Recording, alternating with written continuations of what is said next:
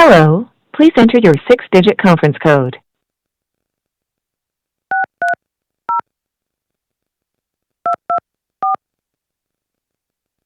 Welcome to free conference calling. We will now connect you to your call. Please say your name.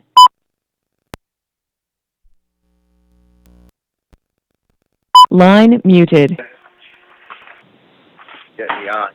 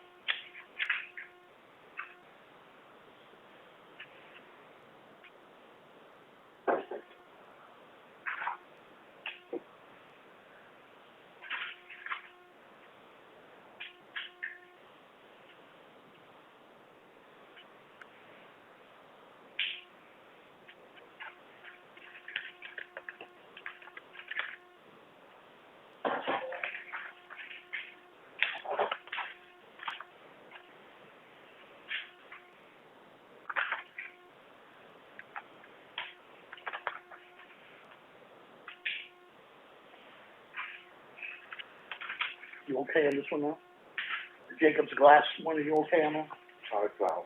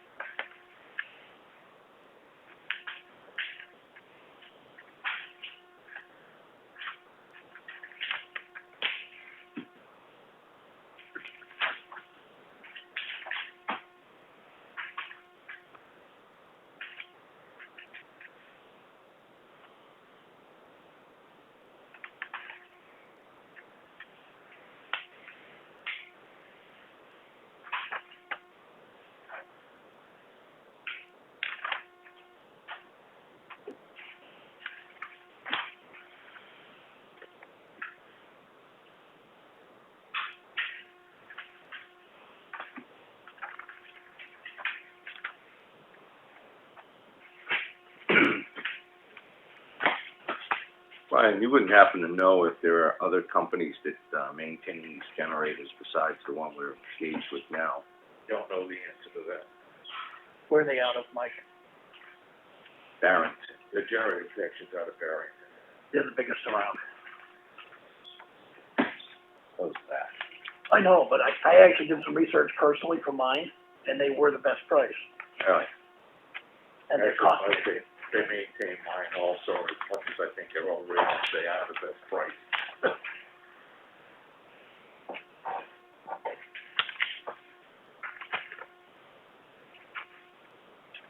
Well, a block heater doesn't cost $150, so one would think that would be an install price too. But apparently they're charging $150 for a $30 pot, in my opinion. And then temperature sensor, I didn't even know that was gone on that review. Maybe I missed that, $60. And then antifreeze, which, you know, that price is fine. It's the $370 an hour on site.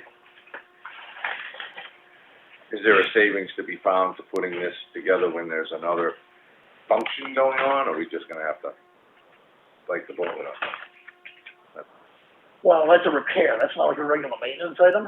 So one of the questions I have is, do we have a written contract with them, or do we just basically have to come in? Because I did a written contract only because it put me in a priority position in an emergency, if I have it. But it also, they spelled out the rating structure in there, not to exceed, boom, boom, boom, boom, boom. So I could have just basically said, call down whatever I wanted to, or go under a contract. As soon as I went under the contract, it was basically the same price, but as soon as I went under the contract, I ended up with a better position, better coverage. So I just, you know, What do you mean? we're taking a look at it. Better coverage, what do you mean by that? Well, right now, if my unit goes out in the middle of a storm, I get priority over anybody else. So contracts get priority over everything. If you don't have a contract, you slip down to when they're available. Yeah, I don't actually know the answer whether. The person who we ask about this is Randy. Right. Because it's under the emergency management, and it's under whatever he has for an agreement. Normally, I think that for this, they want a 2-year contract, if you're gonna do a contract.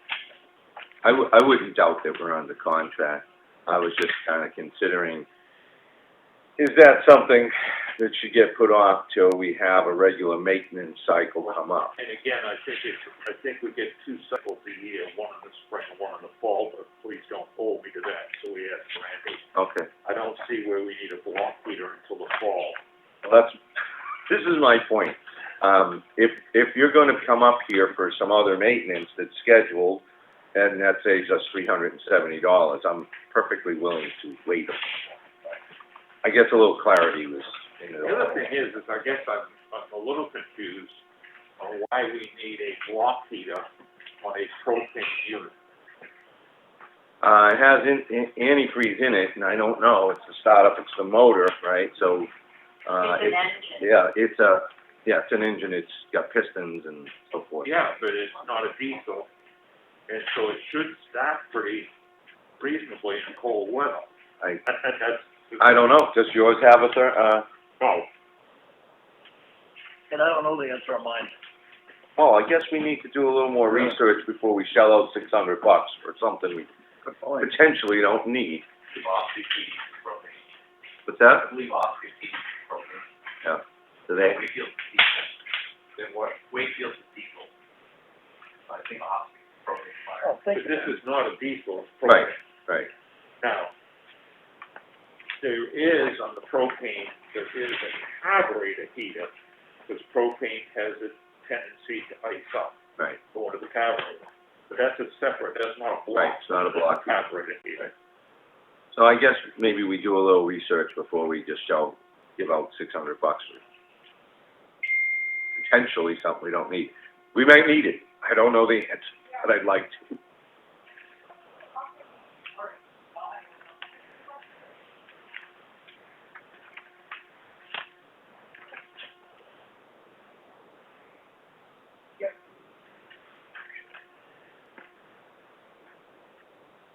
Huh, prison doesn't sell round post anymore?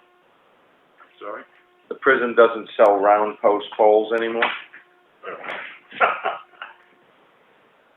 Well, that's what they're stating here. They have channel posts. What is that?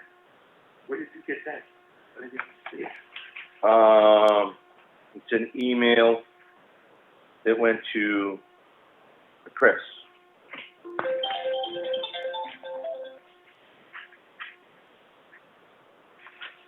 In reference to the prison, did we order, weight limit signs for them for Hunter's Bridge Road at some point? We didn't order weight limit signs. We did order no parking sign that I have to get to you or put out there. Is that one that one's a 30-ton as well, Hunter's Bridge? Yeah, it's for all legal loads right now, and that was reviewed by Chris Fournier. Okay. When this came up, I think, Mr. Espy was on the board. Yep. And he brought up some concerns that, people observed the bridge kind of swaying a little. There is movement in the bridge, which is normal, and, the structural engineers from HEB said there's no reason that they can see that bridge should be downgraded for weight limits. So about 30 tons is the... The entire town. Okay. Roads are at 30 ton, so the bridge we can't post. And I think we might possibly be restricted by the state in posting that particular bridge, because somewhere back in 2003 or so, we painted the bridge with bridge aid money. And once you take the bridge aid money, the posting for the bridges gets taken out of the municipality's hands for weight limits. Okay. So what we could post on the road down there is we could change the weight limit to the road. Okay. Which is probably not a bad idea considering the amount of potholes that Ford Road does produce, so. Well, the reason why I asked is we did have a couple water trucks on there, exceeding the 30-ton weight limit last week, at the state of the water. And we both determined that the water did not have proper posting on the bus. So we didn't have a 30-ton weight limit on either side of the bridge. Okay. So it's not their fault that they were driving on it with loaded loads. So. Well, the town of Effingham as a whole is 30-town limit. Right. If we need more posting out there, we can certainly do that. You gentlemen travel the roads quite frequently. Yes. So this is probably not in your wheelhouse, but it would be a request. If you could probably in your travels around town note where we do or do not have proper signage such as speed limit, stop sign, and weight limits. And if you just had a running list on the roads and we can put an order in, if you can compile it, that would be hugely helpful to me personally, because we don't really have people to do that. We can work on that for you. Oh, that'd be great. Wait, limit signs for Hunter's Bridge Road then. Well, put that on your list, right at the top. Right at the top of the list. Randy's here. The sign name. Excuse me, Mike, Yes, the Chris. asphalt company got bounced back again, the ones I had yesterday. Okay, I will call that individual and tell him that we're having trouble and have him reach out directly to you. Yeah, because it's getting a little, I do have a number for him, so I'll call him. So, Chris, I'm not seeing prices here, yeah, he's still working on it. okay? So he said, I will have him this morning. I'll check right now. Good, and, okay, that was an email from today.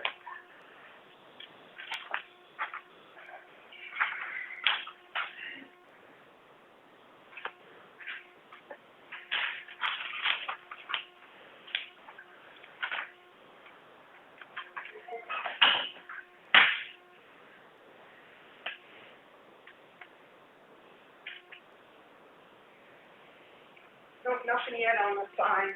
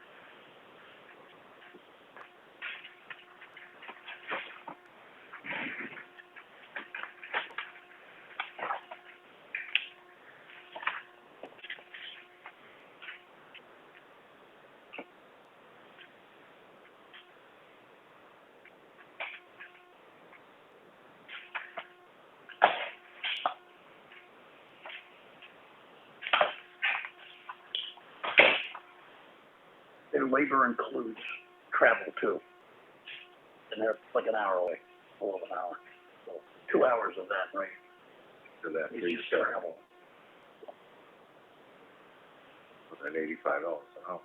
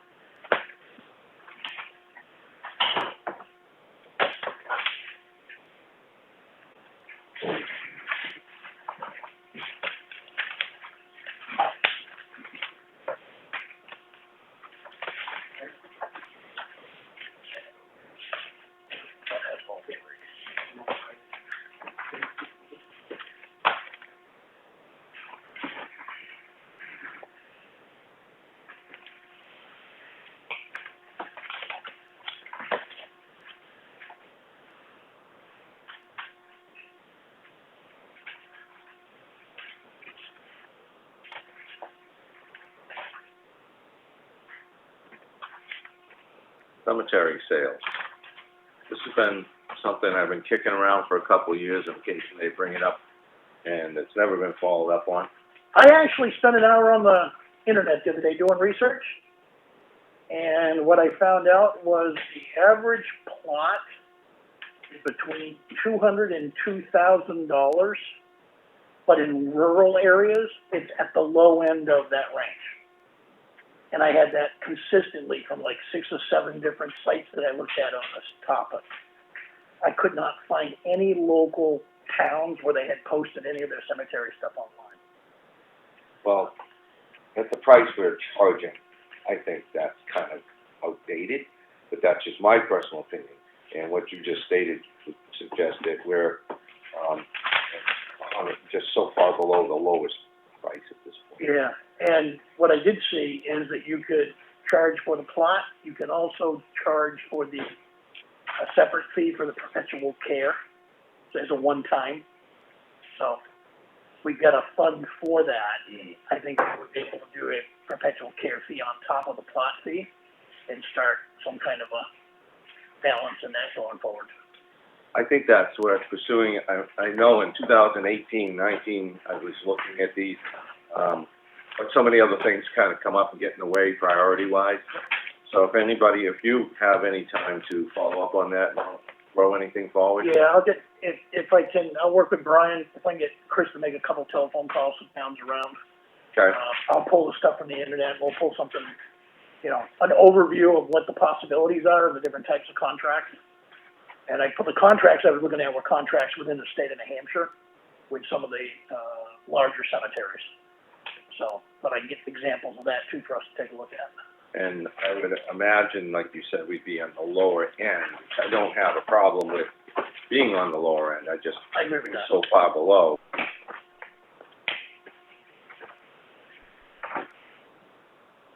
What did send it to you, Anthony? Yeah.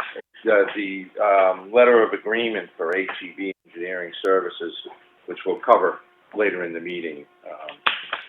I have that here as well as what you have. HEB sent it to you, they CC'd me. I've been the contact person.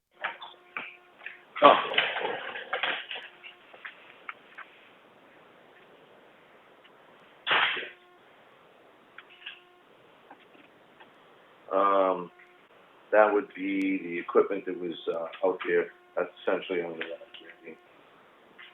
yeah, well, there was a minor amount in that. That would be $45 for my estimate, because I think this is I think that's 95 an hour. So, and then having the one truck out there runs basically, for an hour. It's either, yeah, that's consistent performance.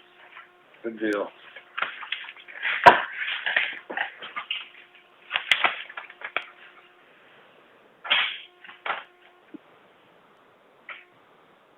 Who fills this stuff?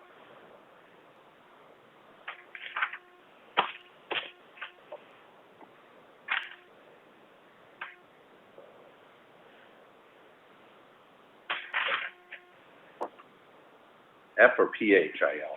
F or P-H, huh?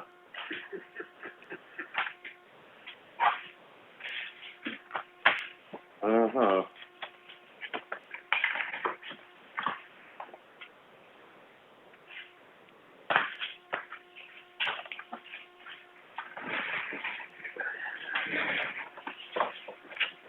Just saying. Orders. That's when you have to review, turn in them for signatures. Question.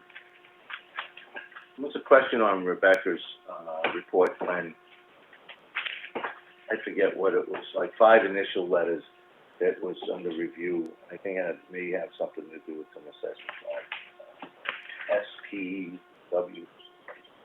It's on her.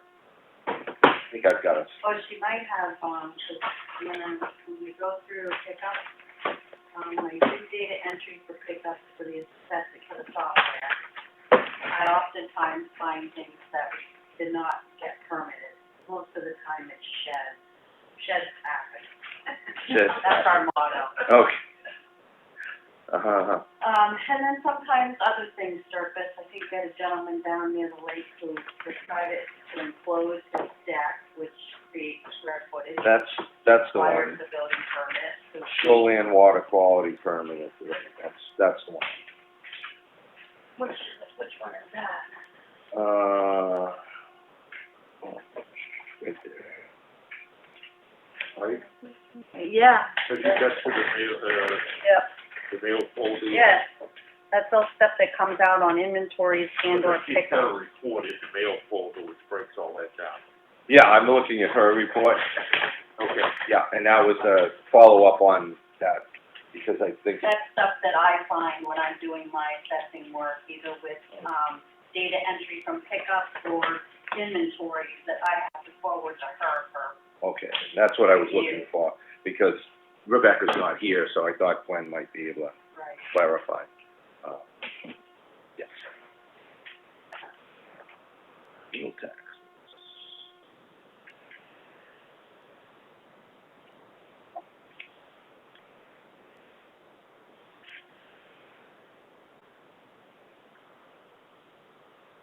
Guess it's just, didn't file a shoreland, for a shoreland permit. That's the state. Kind of like health issues. Oh, that's kinda odd.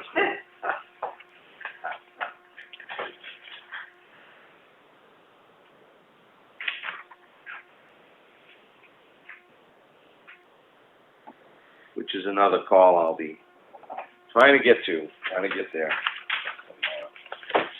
State health officer direction. Okay.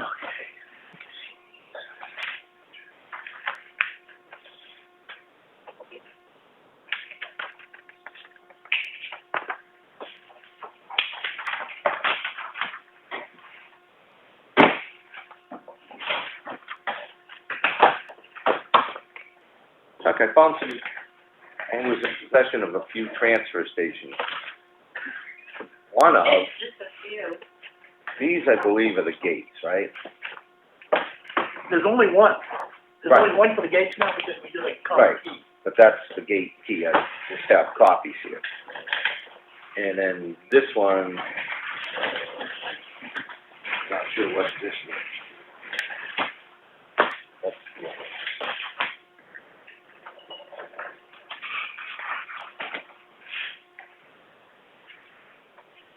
Yeah, those are two.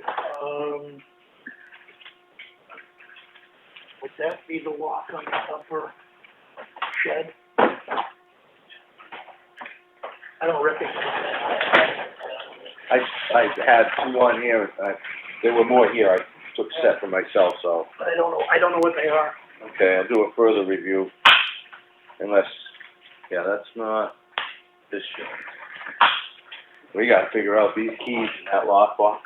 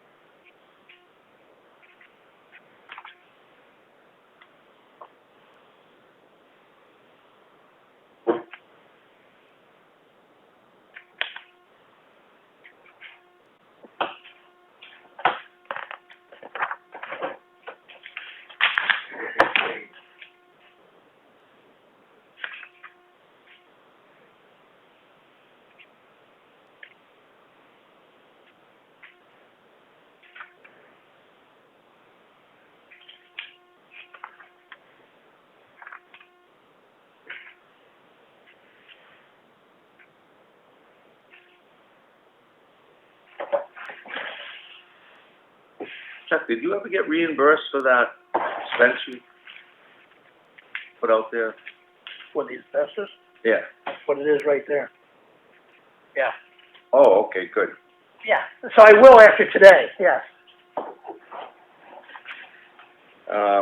I spoke with Action Ambulance, by the way, Brian, today, John Hatch, just because we haven't seen the monthly report. They're due quarterlies, but he suggested he was putting out monthlies, so I contacted him and put out that we may have an old email address here, I don't know. So I gave him, hopefully I got it right when I sent it to him, I gave him your email address, and he said he was following up. The new one is working well on receiving mail.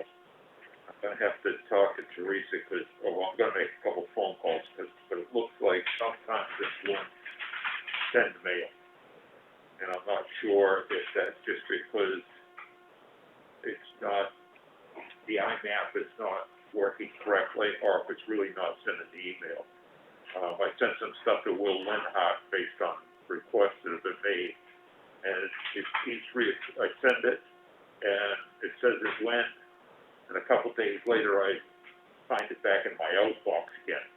So I don't know whether it really went or it didn't go, but I'll check with Will to make sure he's got that stuff this morning after this meeting. That's an Outlook issue. That's an Outlook issue.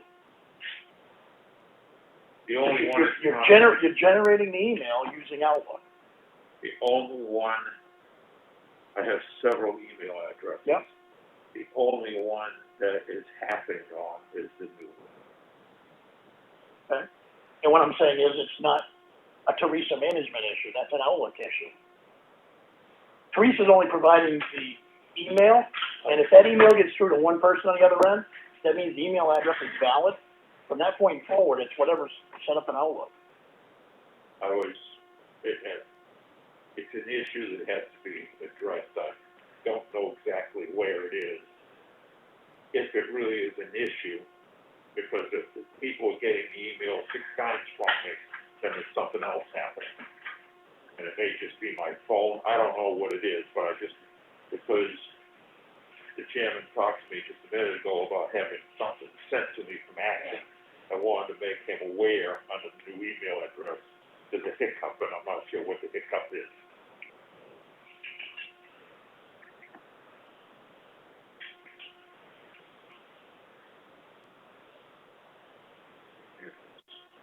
Mike, did you also talk to him about it's his responsibility to? I did not, because I assumed you were covering that as our discussion the other day.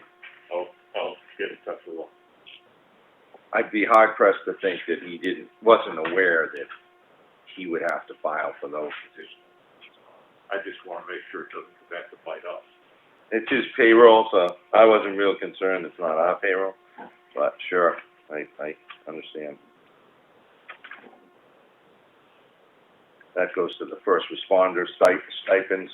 Yeah. And Plan Link, I believe there's a letter being, composed to go to the governor to outline, transfer station attendants to be first responders in the sense of their exposure, as well as there's even some chatter now about, offices such as these being open throughout this whole thing. So, I don't know if it'll go anywhere, but there's some discussion on inclusion for others. We'll see.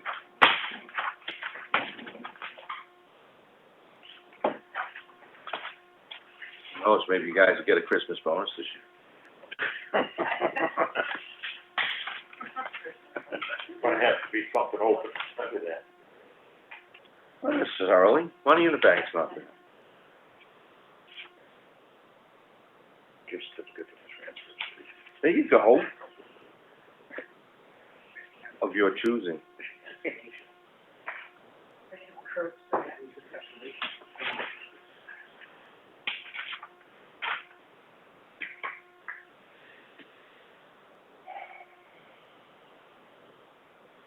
Ooh, scrap metal's up to $50 from $40 a ton.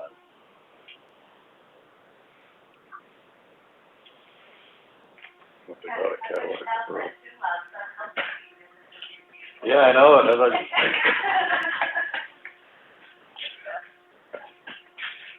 You know, you hear the dogs barking, look out, there's a cutting torch going down the side of the truck, then you know what's going on. Dogs don't seem to bark, just that birds and leaves and. Get rid of these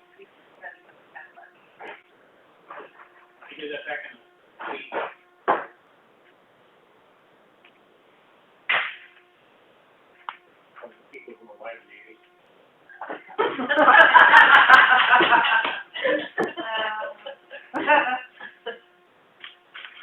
think we all were. Thank you, ma'am.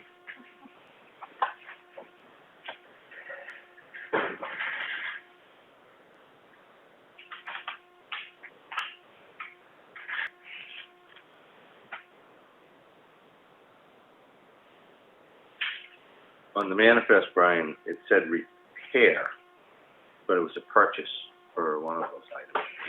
Sorry.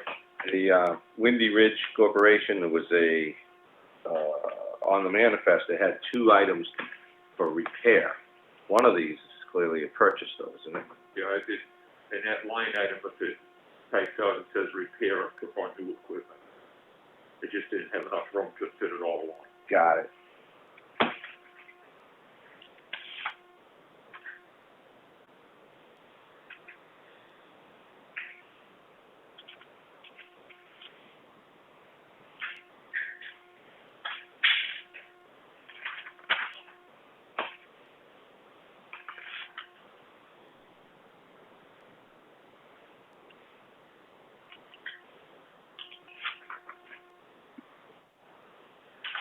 There were 2 items in there and I'm only finding one. What was the second item? That Windy Ridge? There was the purchase of a chainsaw. Was it, Yeah. Randy? You? I purchased a chainsaw and a leaf blower Oh, okay. for the forestry. All righty then, thank you.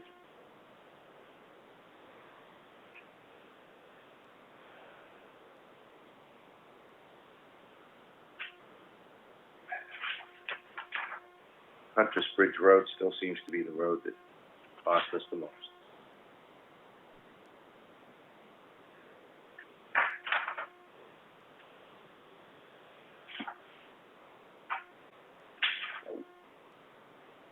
May have spoke too soon.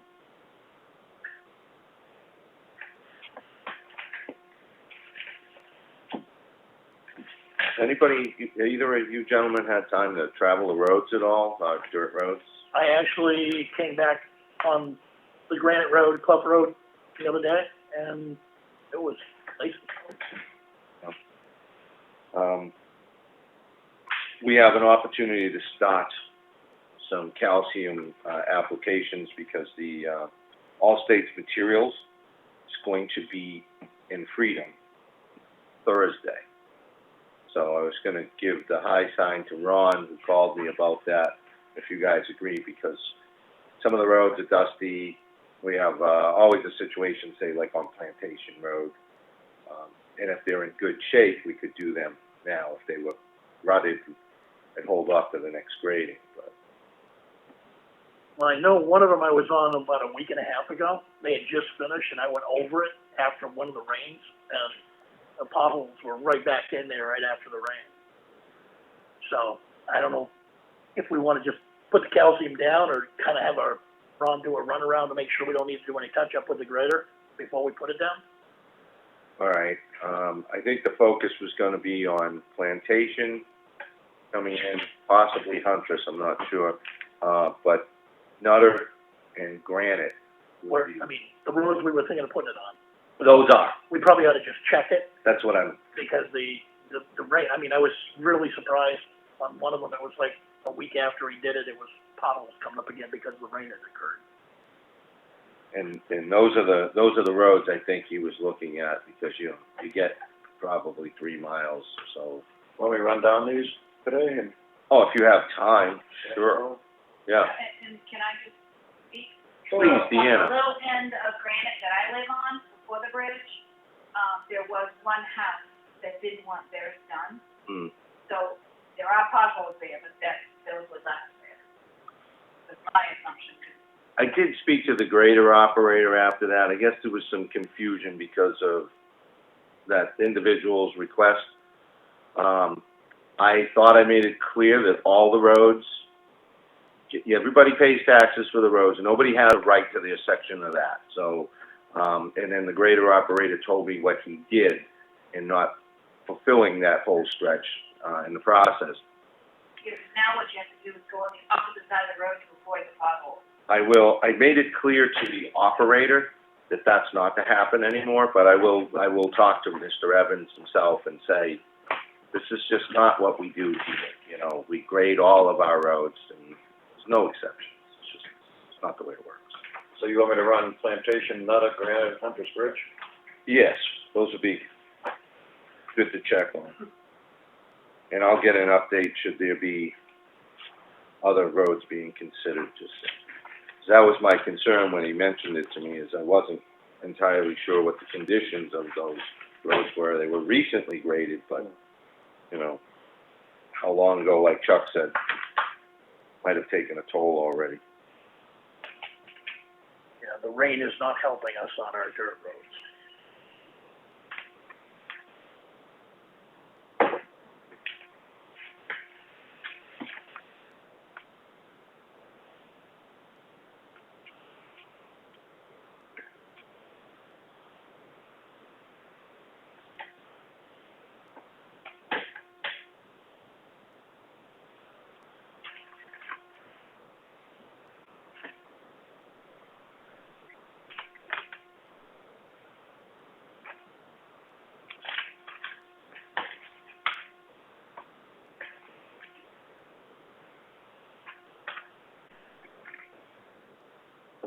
I got your receipt now, Randy. At 570, what, the 580s weren't available?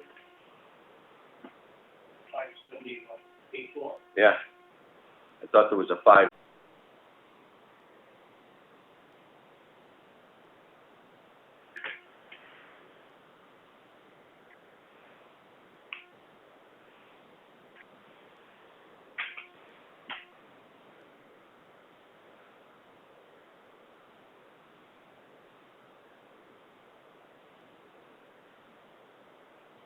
As I'm looking over the hauling fees, $4,400 on this bill.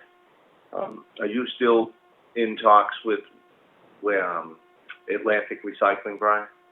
Yes, well, no. Waste Management was going to have the conversation with them, trying to determine how they were doing maintenance on Waste Management's equipment. Oh, all righty.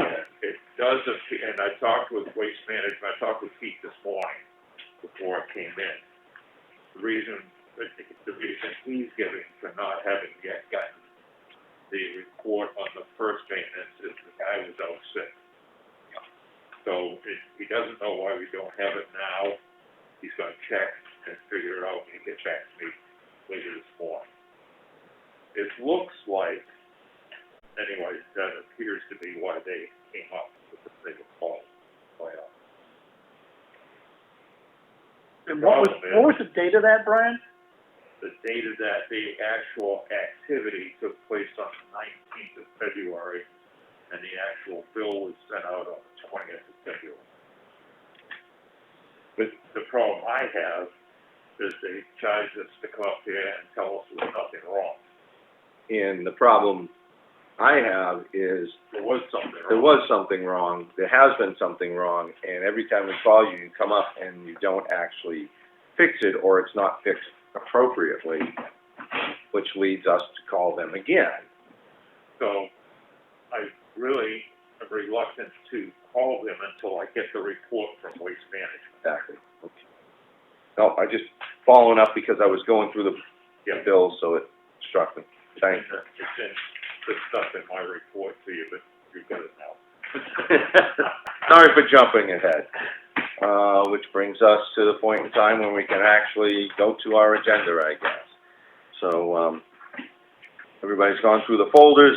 I'll make a motion to approve the manifest for $55,665.23.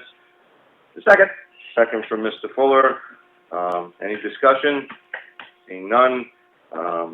Roll call vote, please. Fuller, aye. Aye. Helen, aye. Signature folder, we had our minutes of April 29th work session. I'll make a motion to approve. Second. Second from Mr. Fuller. Any discussion? Seeing none, roll call vote, please. Fuller, aye. Helen, aye.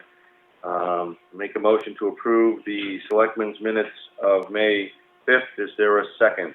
I second, Art seconds. Is there any discussion? Done? None. Okay, roll call vote, please. Fuller, aye. aye. Helen, aye.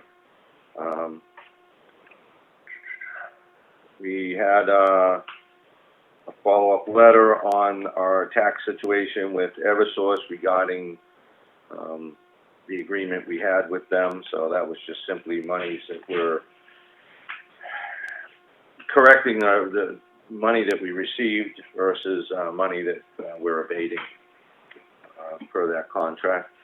So we have a tax levy warrant, for $552.92. See an intent to cut on Philbrick Road. Got a contract here with HEB Engineering for the culvert on Pine River Road. That is a mandatory thing we need to do for DES. We received our emergency permit.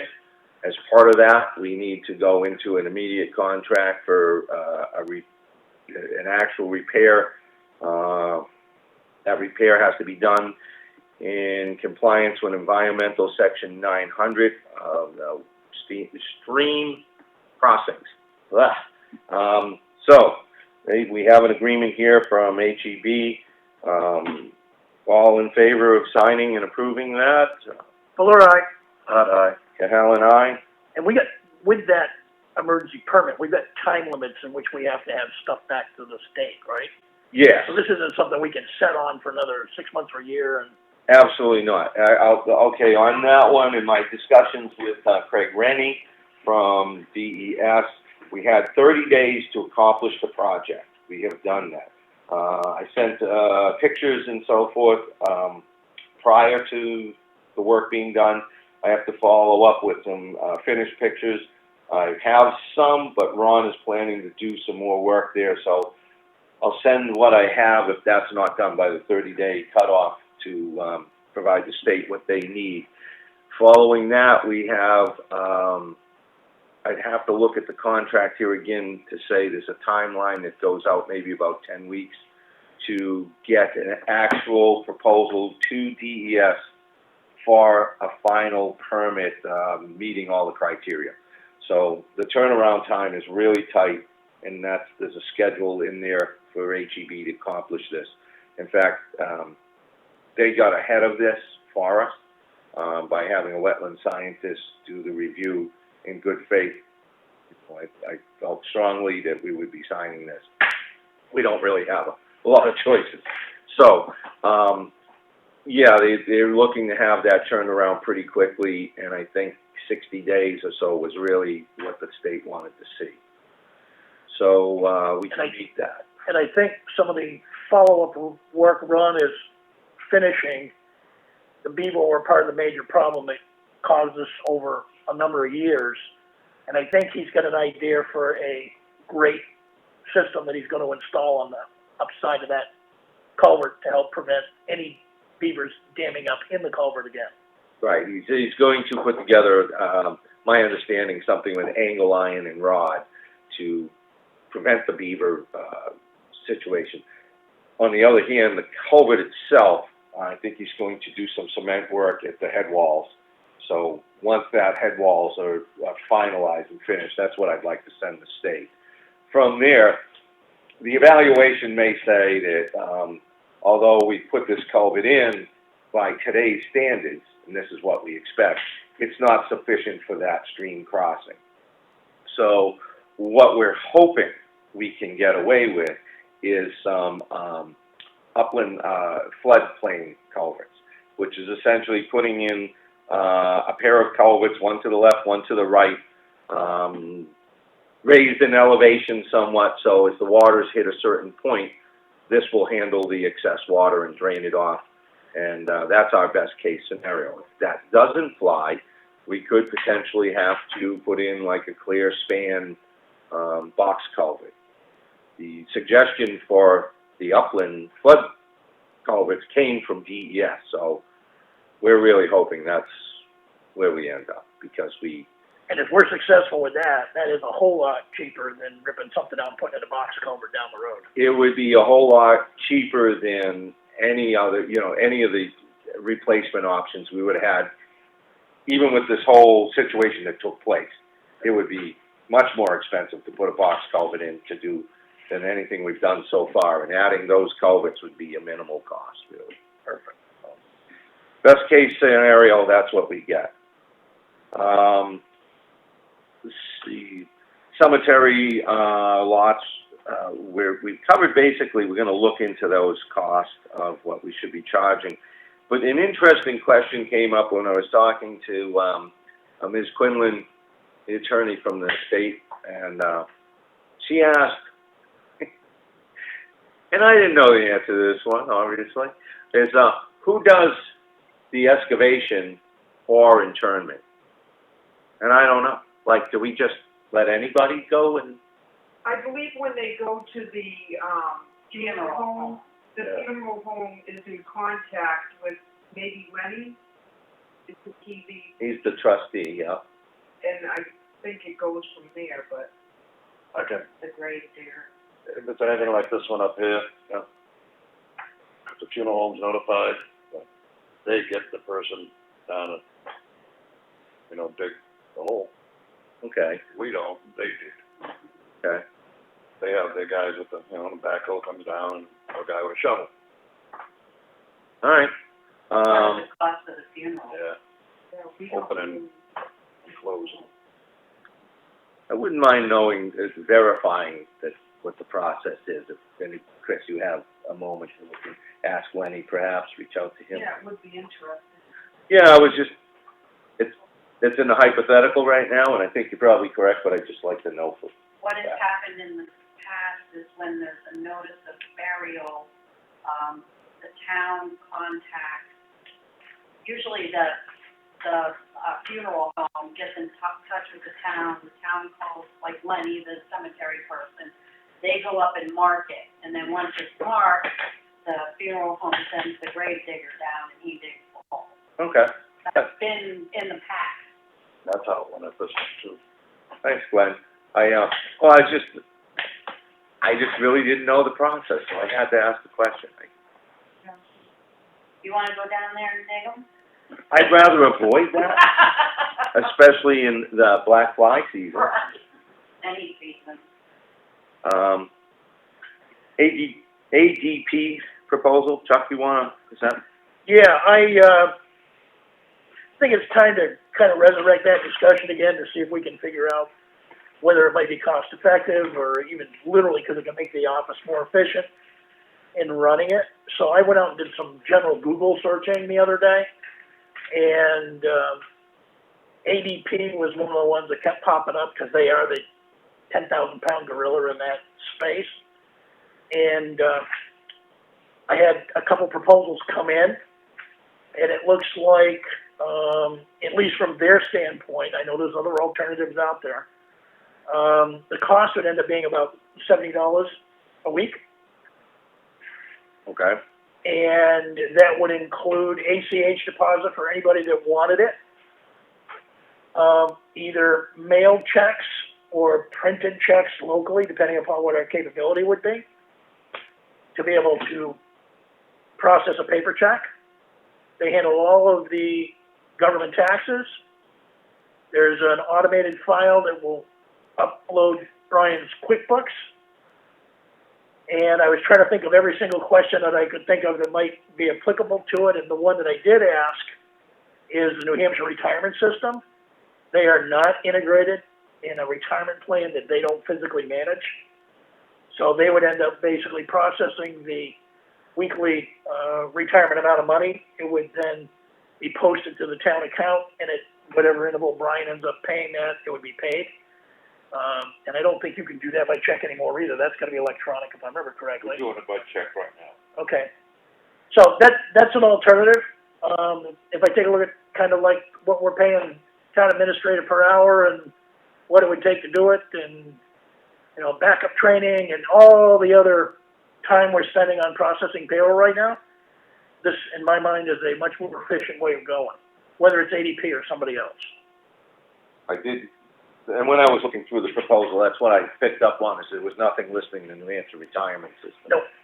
So what's our exposure on that from a processing standpoint? Because right now, if, they seem to be difficult to work with. My understanding from a couple of town administrators now is that, sometimes you send in your information and it's all correct and they say you're wrong. And then they come back later and say, oops, you were right. And if you're wrong at all, there seems to be a fee or they levy something against us, I believe. Is that correct, Brian? I'm not recently familiar with ADP. No, not, I was the acting town administrator and, you're talking about the retirement yes. system. Do we get any kind of fees and penalties from them? Yes. Yeah, okay. ADP is the gorilla. I haven't worked with them recently. They did my payroll when I was an acting town administrator in 1995.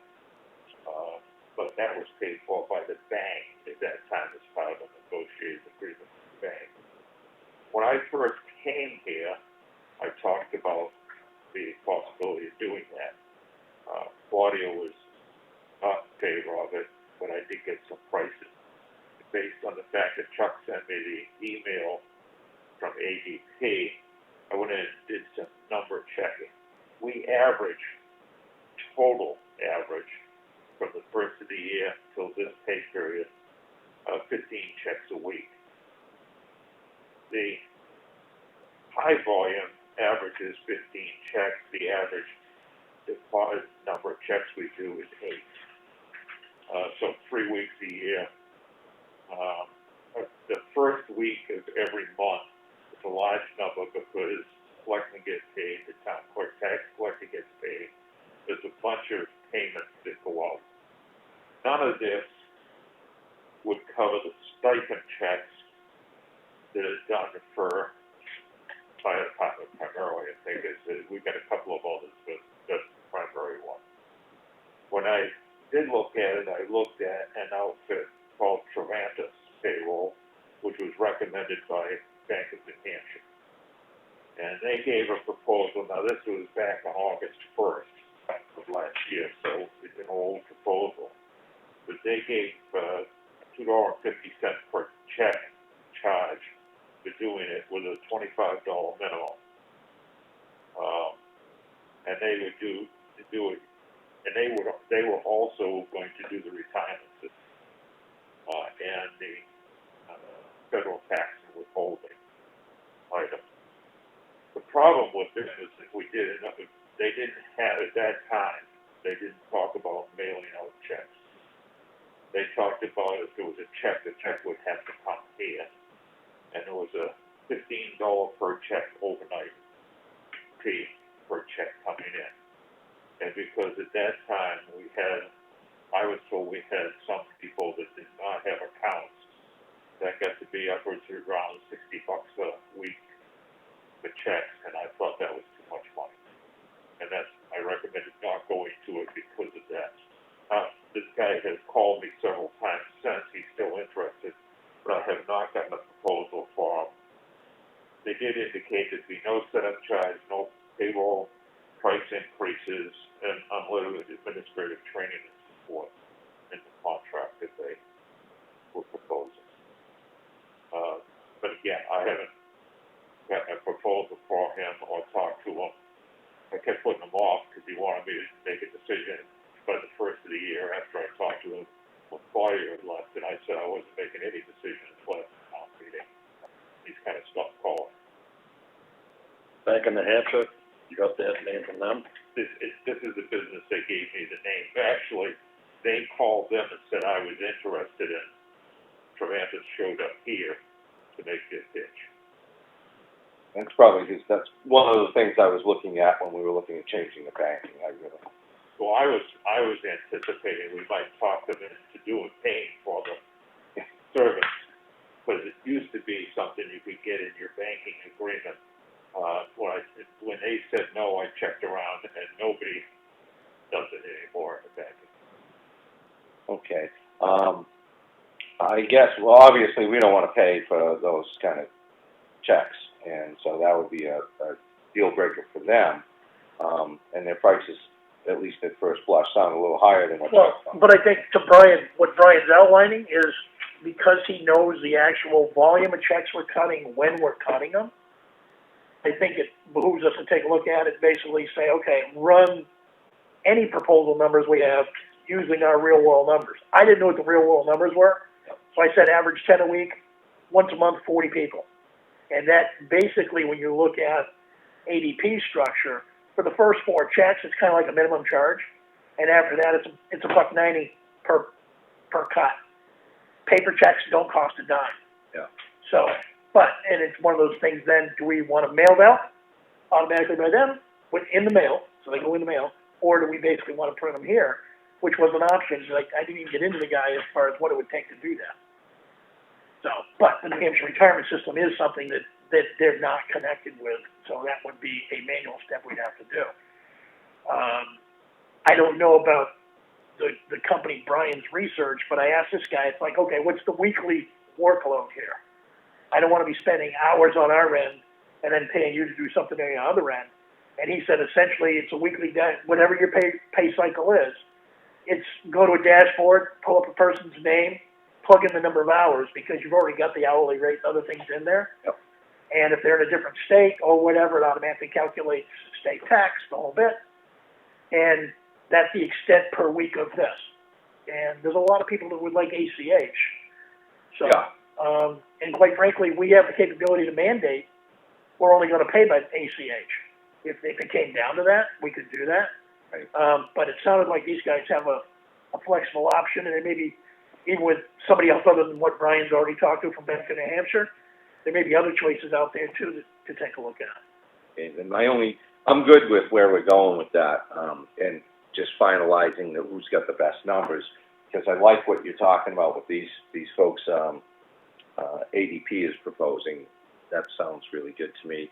Where I'm a little fuzzy is with the retirement system, is what our exposure is there in the processing, because that is the 10-pound gorilla, or whatever you want to call it, with our system. It seems that's the battle all the time. Yeah. You don't have automated reporting yet out of QuickBooks, do you, Brian? Do you have automated reporting over to those guys by QuickBooks, or do you physically have to do a check? Retirement. Retirement system, I've told QuickBooks how much to take out percentage-wise. It takes it out. The retirement system, the problem is trying to get it to equalize also with the amount of money that needs to be taken out for medical subsidy. The retirement system takes out, really, you get the offices take out, you get the town's cost, and you get the medical subsidy cost. Yep. And the medical subsidy is what drives you nuts. Do you ever think that maybe, because QuickBooks is more of a business-based software for finance, has anyone ever looked at a municipal financial software system? I actually did last year. That in the state of New Hampshire is designed to handle the retirement. Yep, it was about $17 grand a year is the one. I looked at 2 of them last year, and they were between 13 and 17 grand a year. Look at. Recommendations out of some of the people that do it within the state of New Hampshire. I went into a number of towns and cities, looked at the system they had, then I went back and checked. Do you know what they were using for a system, or? They're using their own system. The companies are using their own design systems. Which You pay a license fee on a monthly basis to access the system. Oh, okay, I'm kind of talking about something a little bit It's different. kind of like with QuickBooks, except Gwen is correct. QuickBooks is designed for a company Right. rather than a municipality. But Chuck's also correct, because some municipalities are going away from the financing that has been recommended by the New Hampshire Municipal Association because of the extreme cost of those systems. And also, most of those towns, town of Durham being one of them, is going out looking for something else. I think they're going to Peachtree. But the problem is the amount of work that goes in. You almost need a full-time bookkeeper to separate out each individual cost item in the system. And it's cumbersome, and that's why Durham's not going away because of the price. They're going away because how cumbersome the system is and how difficult it is to manage. Well, what about companies like AccuFund, or there's a company right in Meredith that has, I've been looking at it because I just think QuickBooks is ridiculous. I think it's antiquated, it's not designed for municipal finance, and I think other avenues really need to be explored. When There are other companies out there. When I talked physically to a couple of the salespeople for a couple of the firms, and I mentioned where we were with QuickBooks and what we were doing, they told me a number of the small companies that they consult with. So even though they've got their own package, and they do that, they also do consulting work with small towns. He said the bulk of small towns are using QuickBooks. Yeah, I know, I understand. And it's because of the pricing structure. It doesn't make it, you know.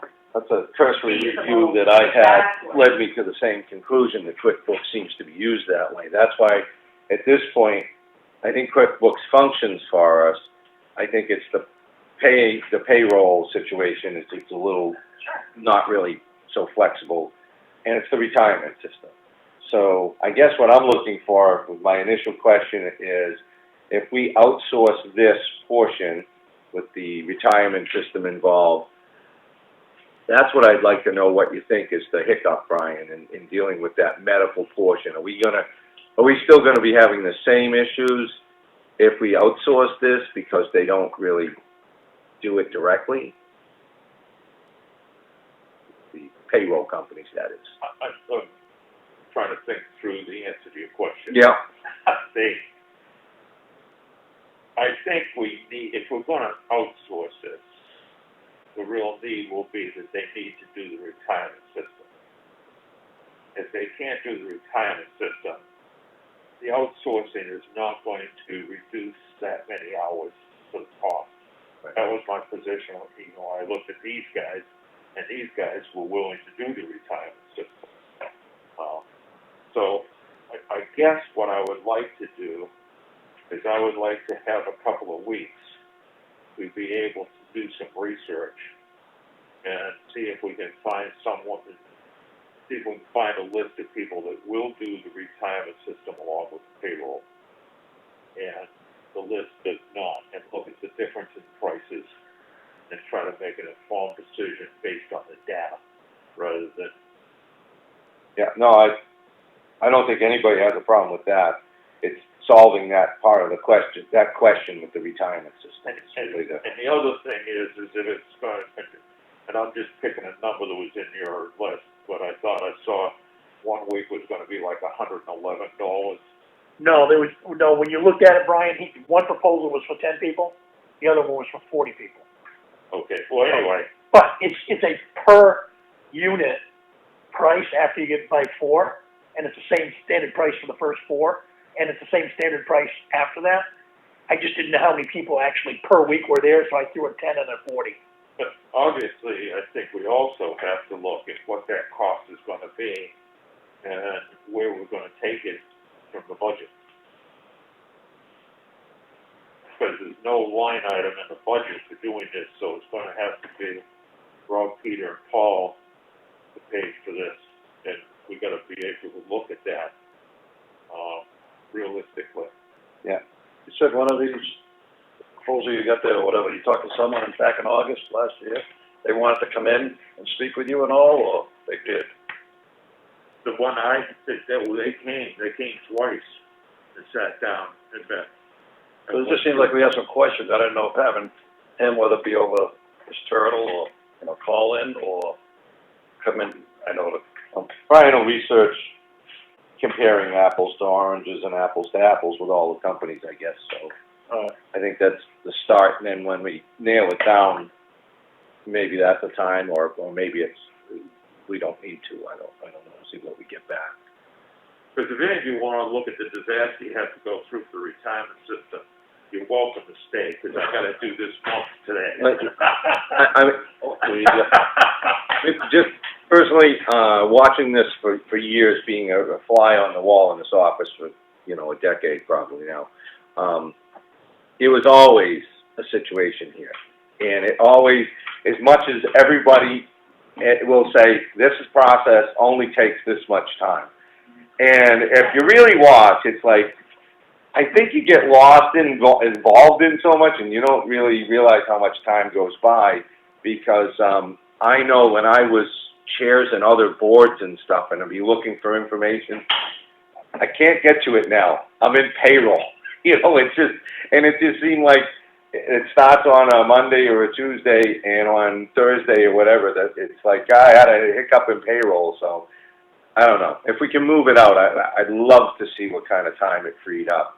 And going down the road, the position that you currently hold is going to come up, you know, that we'll be looking for applicants, and that may affect the amount of hours that we need that person in here. If that's a reduction in hours because payroll isn't the monster it seems to be, then maybe that'll be a consideration on what we can or cannot do with that position. And maybe there'll be a price point that gets off. I mean, the retirement system is a nightmare because, I don't know, Gwen and Christine were listening to me about a month ago. They told me that I owed them It's always been an issue. $520 Always. that I was short.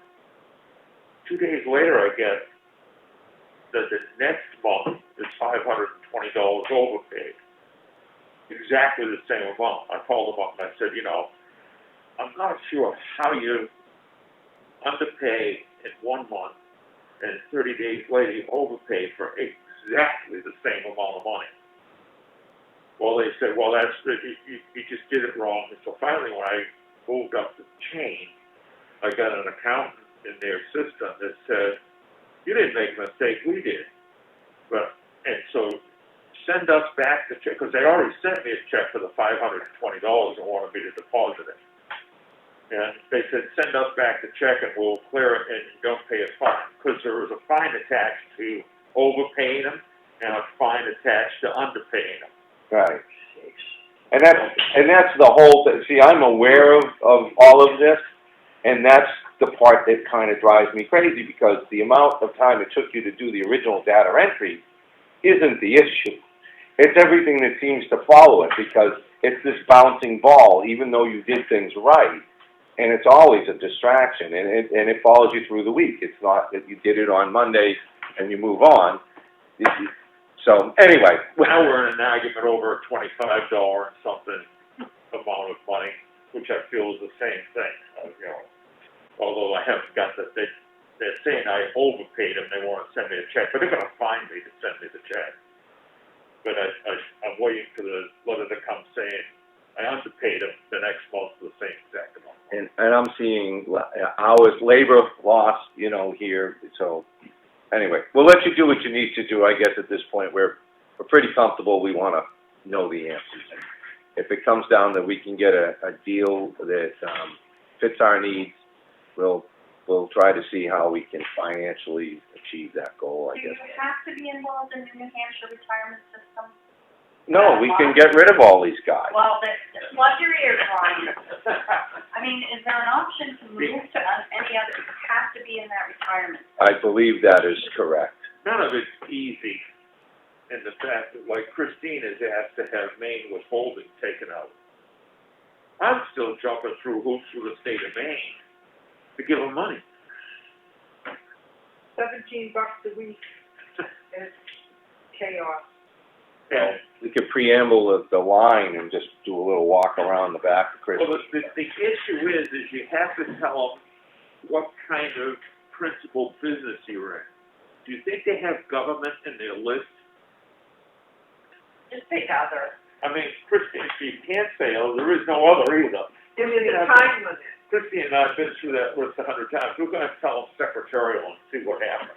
There you go. If you solve it before we get to the end of the puzzle we're facing with payroll companies, great. And if you don't, maybe the payroll company can help us. Yeah. Payroll company would do Yeah, it. the payroll company will do it, because they do it all the time. Well, that's where I'm leaning is, my analogy is always, you know, the sheetrock story I told you the other day. When I go in and do some repairs, sheetrocking, I can do it, but I'm not really good at it. And it's just so much time and cost effective to hire somebody else to do some things. And you can spend your time on doing the things you're good at. And it just makes the business run better, so. All right, I think we beat. This needs to be sooner rather than later though, right? Yeah, well, he asked for a couple, i.e. 2 weeks. He did say 2 weeks. He said a couple, I interpreted that, wasn't a few. So yeah, I would love to have this all settled and signed and outsourced hopefully by the end of June. That would be, I mean, I wanna be a realist here and not put Brian under the gun, but that would be nice. Yeah. So I'll be quick to try to load one of the three of you in if I get buried. Yeah, Mom's right down the street. And he had the last drive the road, let him drive the road. You got 2 weeks. All right, these, zoning officers' report was in the mail folder, which we kind of touched on, at least I did. What, you got, Oh, that have something else there? 4B, Yeah, you need to let's come down. find out Randy about You the got generator. you got 4A, you missed 4A. Gee, I went way over. Okay, that conversation seemed like it cleared the whole action folder. Yes, Randy being in the room, do we want to go back to the generator, conversation, or are we good? Want to ask the question? Well, do we have a contract with generator connection with generators, you know? We have a service contract. They do what, 2 years, every 2 years? No, they come twice a year, it's a 3-year contract. 2-year contract, they come twice a year. Because what they've done is they've said that we need, I think you've got the sheet, but we need a, Block heater and thermostat. And I guess, first of all, I don't understand why we have a block heater and a propane-driven generator, because it's not diesel. Why do we need a block heater? And the thermostat I can understand, but, or are they talking about the carburetor heater, because you need a carburetor heater on a propane generator? I know you got that stuff. I'm sorry, you got that stuff. Oh, blue. Well, I don't think we wanted to step on your toes, because this kind of falls in your wheelhouse of, you know, emergency management, so if you don't have a problem with us looking into that. No. Okay, then, But the other thing is we talked about what you got here a little bit. I don't see paying them the club a special time that they're gonna come up on a fall service thing. If we have to have a block heater, we can put it in then. Starting right. They're gonna wait till they come back up. oh, They're charging us, in the proposal, they're charging us for a special trip. Right, if they come up special, I already contacted them. I said, we need to do it right now, because it's kind of warm out, you don't need a heater. That's why I can't wait till October to come back up. So she looked at, talked to the maintenance person, and said, oh yeah, I can wait. So they're gonna wait till they come back up. So, okay, we're not gonna sign that proposal for the, okay. I'll take care of that. so if you want to look into that, answer that question for us, Brian, that'd be great. Chuck, I couldn't open, the thing, the estimate on the tanks for, Midwest Industries. I think you had something in there, It was a PDF, yeah. and I went to my spam, All right. and it Well, you need said, to say, you need to and say the Chuck Fuller Effingham net I got a, address. and it said danger, Will Robinson, open. Little yellow box? What's that? Little yellow box? It's a robot thingy.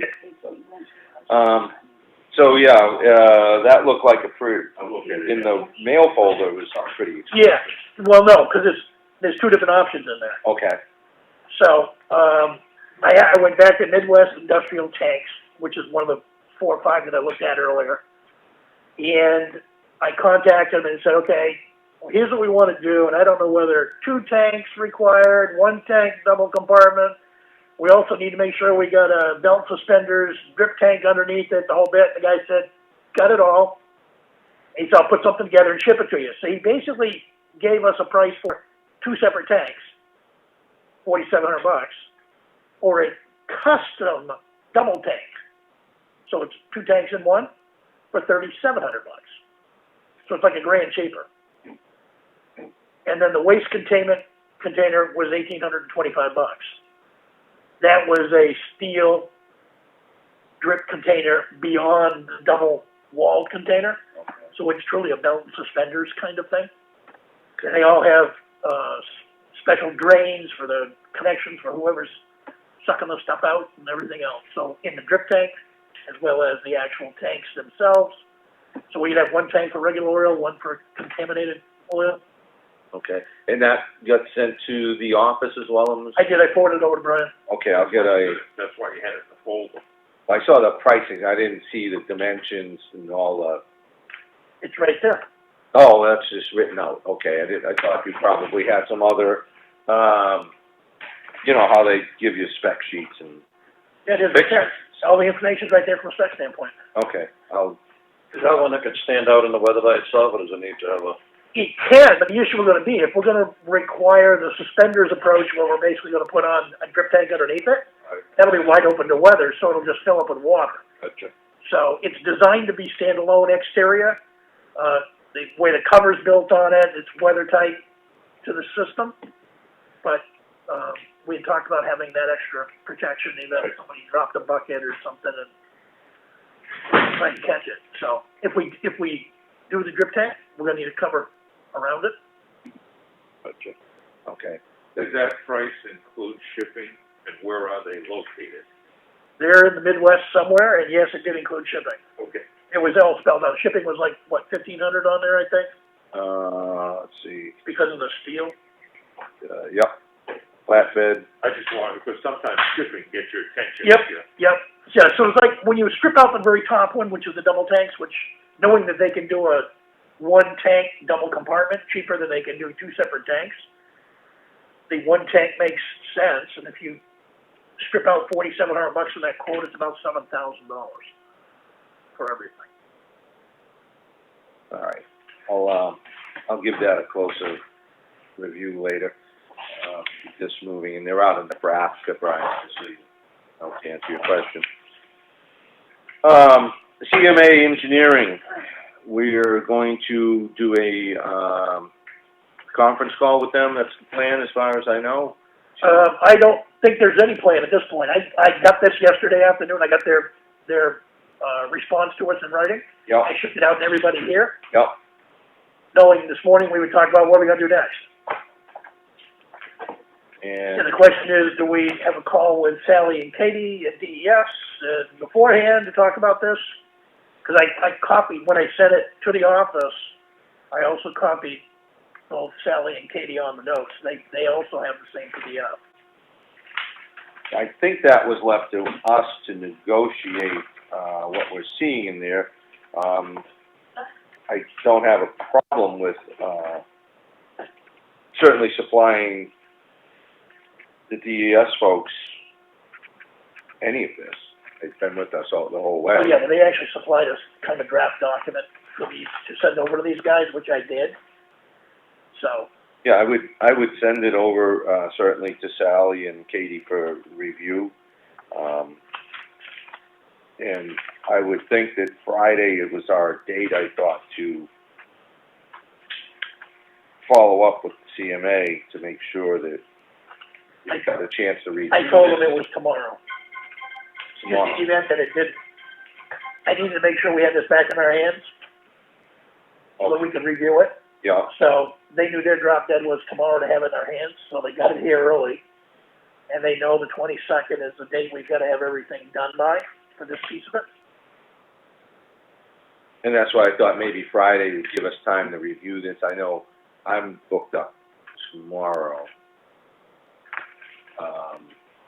I don't know, what's people's schedules? And this would give Sally and Katie a chance to review it, us a chance to review it, and then, if we're all good with the price points they put here, we can probably just wrap this up on Friday, unless you think the price point is acceptable. I believe, and I only looked at this morning, trying to run out the door here. I thought I saw a total bill of $73,500. 73 something, yeah. So it was under the 75. So it would be covered in the amount of funding we're to receive. Yeah, I mean, I came in early to look at it, and I had just a couple questions on it, Okay, around some of the deliverables being, you know, after they do something, it's then 200 calendar days before they have to deliver something else. And I'm just trying to figure out, and this may be a Sally and Katie question, why would we have to wait like 200 days to get something once it's prepared? The other thing they did when it came to, time of completion, it basically said when they get, if they decided they didn't wanna do it, or we decided we didn't wanna have them continue doing it, they just get bumped. There's no damages. They cross that out. And then there's a monthly billing piece once they start to work. And my only question there is, what's the process of the loan? When does it come in? Are we upfronting this until we get the loan in, or what? So those are just a couple of the questions I have. Other than that, straightforward contract. All right, then perhaps we could, perhaps Thursday would be a better day. We review this pretty quickly, come in Thursday and speak with, CMA. And then if we have any revisions or anything, perhaps they'd have it for us for Friday. What are your thoughts? Is that pushing it, or? No. And I think so what time you want me to tell them? I'll get them on the phone. Cause they're all working remote, so we gotta schedule a time with them for a call. Well, Thursday morning, you guys tell me, gentlemen. Oh, do 9? 9 works for me. Okay. Tom's open, so 9 AM on the 14th, we'll do a, conference call with CMA and see if we can hammer out the details of the contract.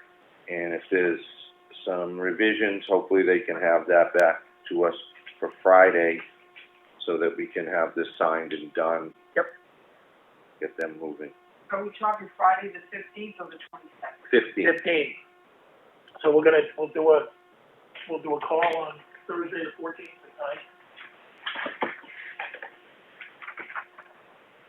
9. And as I'm looking at my calendar, Budget Committee is gonna meet on the 18th, so be prepared. We're gonna have some discussion starting, with budget folks. And then on the 22nd, I still have on my calendar, a conference call with, the ladies from DES. Is that Correct, still- that's what I've got on my. When's that? 22nd?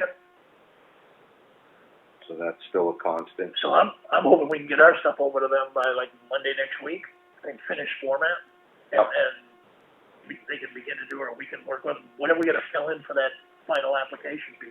And I'm going to have to stay up late, a couple of evenings because I haven't had opportunity to start back on the application, filling in some of the blanks, so I'll be working on that.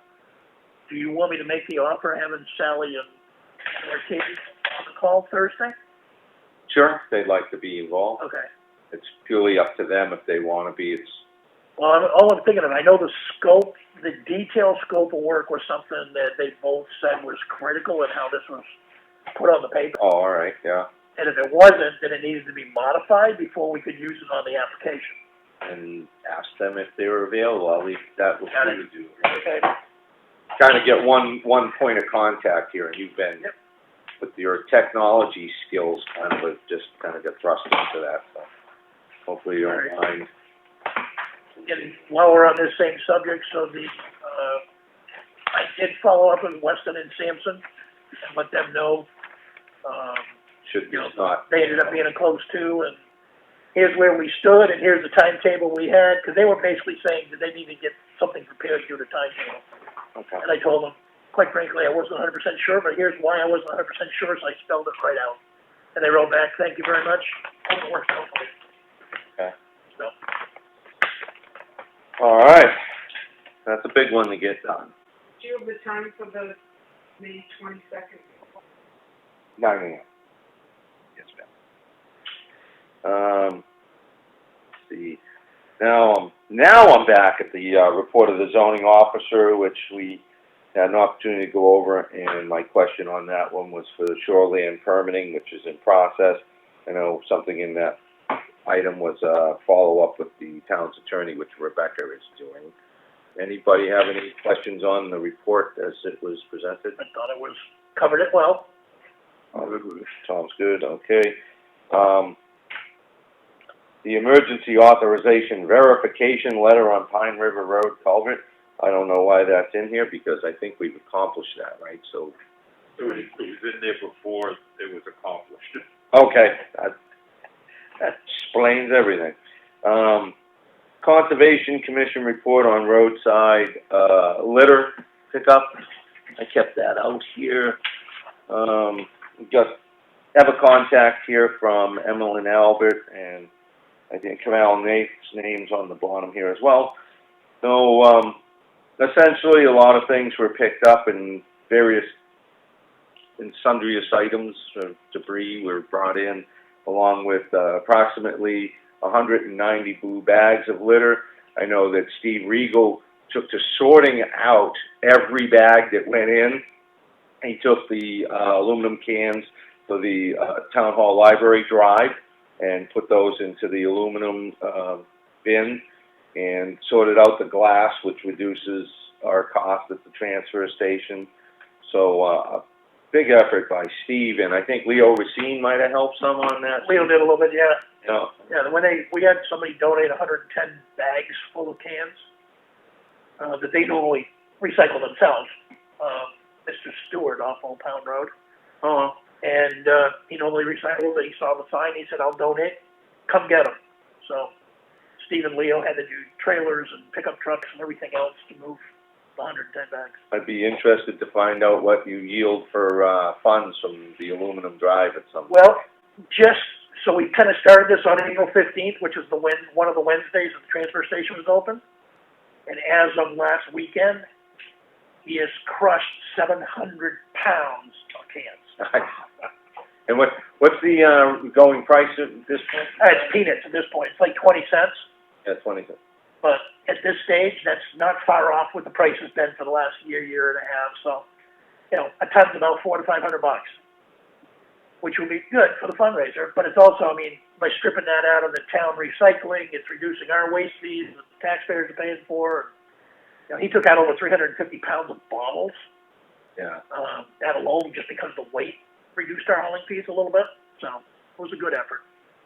Well, it'd be nice to see a little less activity as far as trash that gets thrown on our roads. People got a little more involved in the recycling of the aluminum, and certainly hauling the glass away would be nice. That's called throwing the beer bottle out before the cop pulls you over with an open container, Mike. Well, we're gonna get more cruiser activity out there. And the chief is well aware that the state of New Hampshire is a $1,000 fine for littering, and that's nothing to do with recycling. We're gonna put we're gonna get a mural on the side of the cruises, littering, $1,000 fine, so that's gonna be kind of the mantra. Yeah, I think I'm gonna get signs through America the Beautiful to actually post on the roads, for littering. Yep. So, Sorry, Chuck, just before you go on, Chuck, I'm going to just point out in this letter, this 190 bags compares quite favorably to the 2019 loot, as he calls it, with the brought in 189 bags then. The shameful thing is we're consistently deplorable on our roads throwing trash out. So go ahead, Mr. Fuller. Well, that was the point I was about to make. When you drive down the roads that were picked up 2 weeks ago, they're already filling up with trash again. Yeah. It's horrible. $1,000 fine for littering. Oh, did I say that before, Chief? Sorry. Strictly enforced too, I heard, right? So let's see. There's something new on Kelp for you this year. It's a surprise reward or whatnot, as it's being portrayed. There's a less than a 4-minute video from the Effingham Elementary School Earth Day celebration, and it's on the EES site, effinghamelementary.org, or the website, which it's https://www.youtube.com/watch ? Oh my God. We'll find it. We'll probably get a link or something set up on the website. But I guess this is about with the kids and the teachers and parents out there, presumably in their efforts this year, picking up the cleanup on the road. So thank you to the school system for doing that, or at least our little school over here. And I think that's about it, although we did get a shout out to the Board of Selectmen, for helping with, organizing the process, I guess, and going out and picking up the bags. So, anyway, that's from the folks over there at our Conservation Commission. Thanks to them for putting that all together. Let's see, Brian, we're up to administrators' comments. Hey, I got a letter from, an email from Karen Payne, chairman of the trustees of trust funds. Then basically she said she was following a letter to the cemetery trustees of Effingham Falls Cemetery Association. Lyle made it and billed it directly to the trustee of trust funds. Needs to come via the cemetery trustees, i.e. the Board of Selectmen. Basically, she said that they needed, apparently Lyle has asked for money for something to take care of the Cut the cemetery. grass and all before Memorial Day. And he sent it directly to her. And that, Anyway, she talks about it in here. So I wrote back an email and I said, there's nothing attached from Lyle. I mean, what am I doing? And she wrote back to me this morning and said, oh, I sent that to you by snail mail. So I don't have the letter. But apparently he's trying to get some money to mow the lawn. Is that what it is? Yeah, that's right, I think it's like $250 or something it pays. Have that. essentially, he needs the Selectmen's approval to access the trust funds, where the agent is, and I believe. And then we give the approval, and then the trustees are gonna have a meeting to write the check to send to us so that we can pay who cuts the grass. Uh-huh. And I'm hoping the trustees are managing that, because part of my cemetery research the other day is, depending on how those trust funds are set up, you can only access principal only. So the request is for $250, but the interest only was $10. The only check you get is $10. So it depends, and I'm hoping the trustees know which funds might be, you can't get into the principal of, to be able to pay that $250. That's one of them, that 4,000's gotta stay in there. He only can spend what's above and beyond that, like buying lots and what have you. Yeah, apparently, from what I was looking at, each trust fund is a different agreement, so. Yeah, every individual trust fund in an individual's name might have been started with, I'll pick a number, $200, and as long as it's maintained at $200, anything above that you can spend, as long as you keep that initial $200. So I'll have to wait for the letter from Lyle so I can figure out how much money we're talking about. Right. Okay. Don't have that yet. The double monitors have been ordered. Can we just go back to that a second? Sure, Mr. Hart. When I came up this morning, heading to the cemetery up here, there was a citizen sitting on his truck in front of my house waiting for me to come out to go to the meeting. Here's an email that Mr. Thurston, got from, Diane Murphy, Department of Justice, Attorney General, about that cemetery and the Selectmen. That top one's the latest one where he's got outlined. He said to pass that to you guys. I would make copies, but like I said, I just got it at 10:09 this morning. So they're aware of that. We're not taking that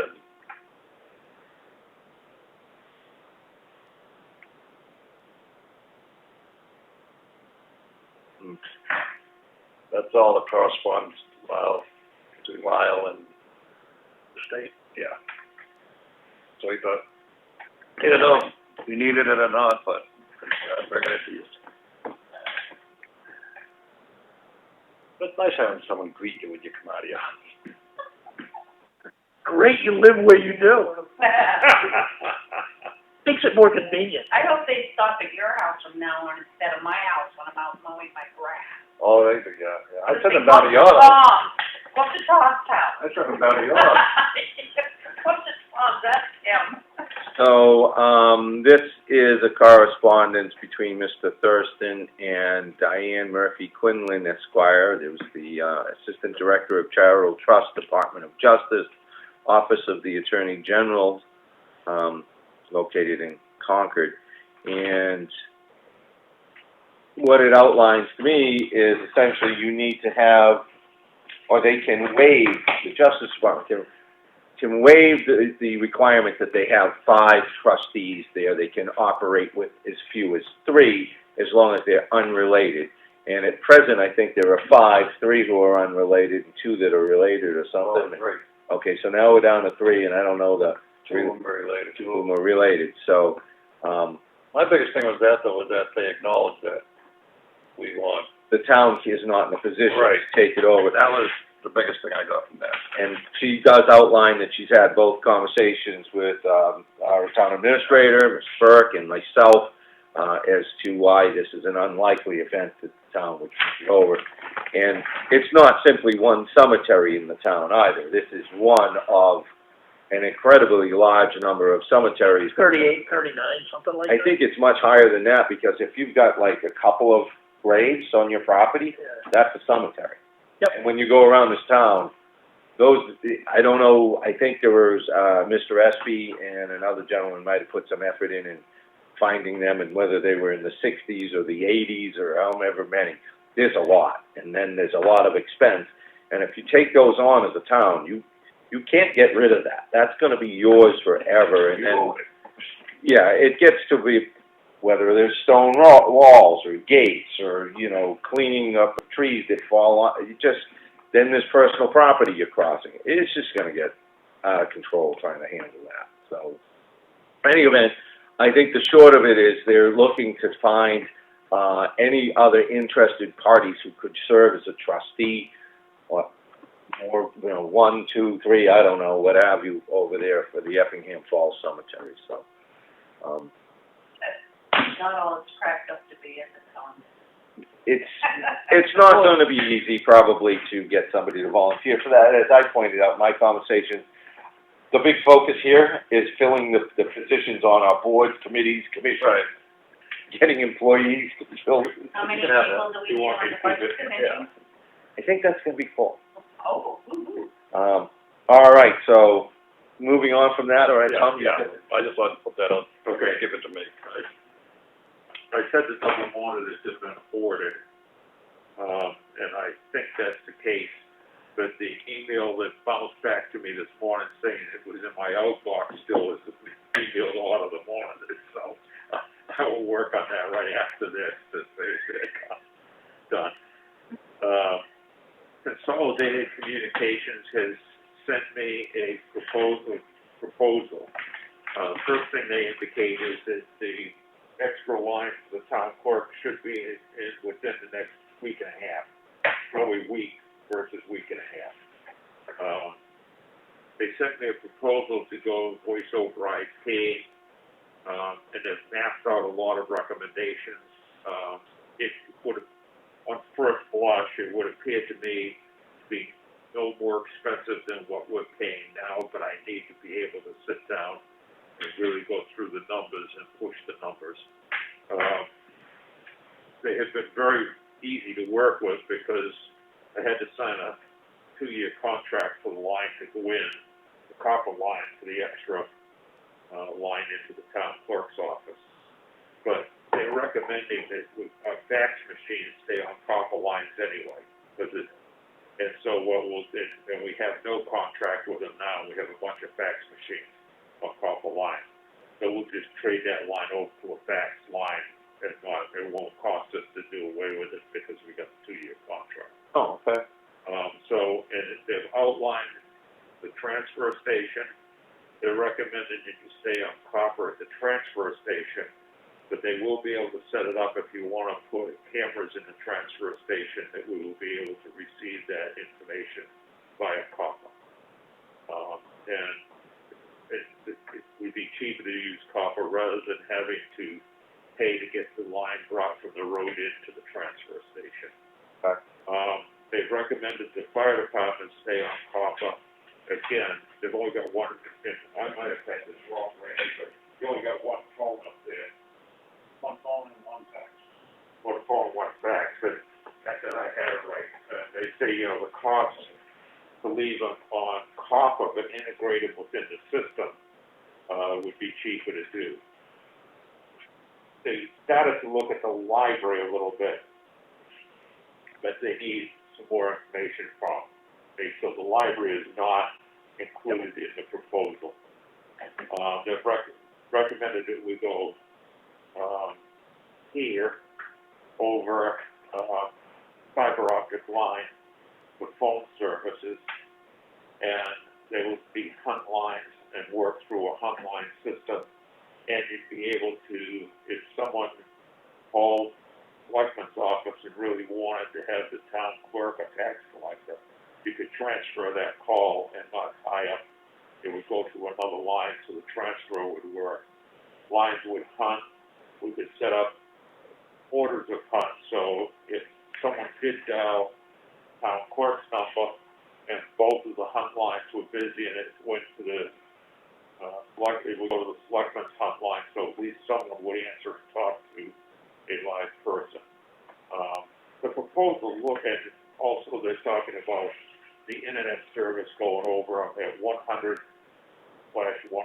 speed, and which is much better than we've got now, and that's included in the price, which is some of the work I've got to do, because I've now got to look at spectrum and consolidated phones that we're paying now to make sure that somewhere along the line we aren't going to get hit with an astronomical fee that of this, but first blush, it looks really like a good proposal. That's very encouraging. Raymond, do you use internet down at the fire station? Yes. Can we do that over the copper, do you know, Brian? The answer to that is yes. Okay. So we need to look at the speed and whether that's something that we can live with, or we need to bump up the speed. I don't think it'd get any slower than what we've got, so And I think it'd be a front the proposal is, he wants me to call him back and discuss the proposal and any questions I have once I get to go through it. I told him yesterday was not the day I was gonna get to go through and work on it. It would be today and maybe some tomorrow, and then I'd talk to him probably Thursday, he said he's fine with that. He's also got the voice answering, whatever we're calling that, hooked Yes, up and so running. if we're on our phone and someone calls in, we have call waiting, not that we switch over, but they also get a machine voicemail. That just shut up on our line last week. Oh, nice. And that's They set up, can leave a message. That was from We Deanna. had a friend who was able to give us, show us how to access. and that's set up and running now, and there's no additional cost to that. Brian, do we need to do anything with new phones at all as a result of the changeover if we do it? Again, I just looked at Okay, that quickly. all right. I think the answer to that is it's included in this cost. The Oh. answer is yes, Okay, but it's included in this cost, but I'm not positive of that. okay, Give me good. a chance to really sit down and study it. I was too busy doing payroll. Darn that payroll, we ought to do something about that. So I saw Brian's email last week regarding the fact that he was working on that, so I had to take away that was in the minutes that I was gonna follow up with Spectrum. When I had talked to Brian and his solution was like within a 2-week period of time, I stopped even calling Spectrum, so. I think this is, very encouraged on this. I think this is so long overdue, and this is another one, like payroll, this is something I was whispering into your predecessor's ear probably 7 years ago, and Well, I'm looking at Deanna over there, and I hear Gwen on the other side, he kind of laughed, the guy I'm working with. He kind of laughed. He says, "You realize that the contract that you have now for phone service expired in 1999. well, I think there was a prevailing thought, if it ain't broke, Yeah. don't sign it. No, it's just, it was a prevailing thought of, oh my God, we can't change anything. Thank you, Gwen. All right, so that covers that, and we did touch on the waste management in Atlantic discussion earlier. You had more on that, or? No, that's it. Okay. I think that's it for me. All right. Then we're off to Mr. Hart. Yeah, Tom Hart, it's pretty short here. I was gonna touch on the payroll but that's all set.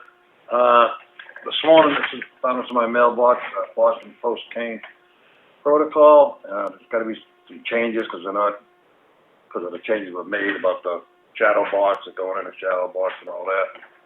So I've made some here, and I'll go with Christine on it, Okay. changes on it. I don't know if you wanna see them now. I'll wait till you have, pretty much down to the final draft. All right. Chuck and I, and anybody else that you wanna have review that.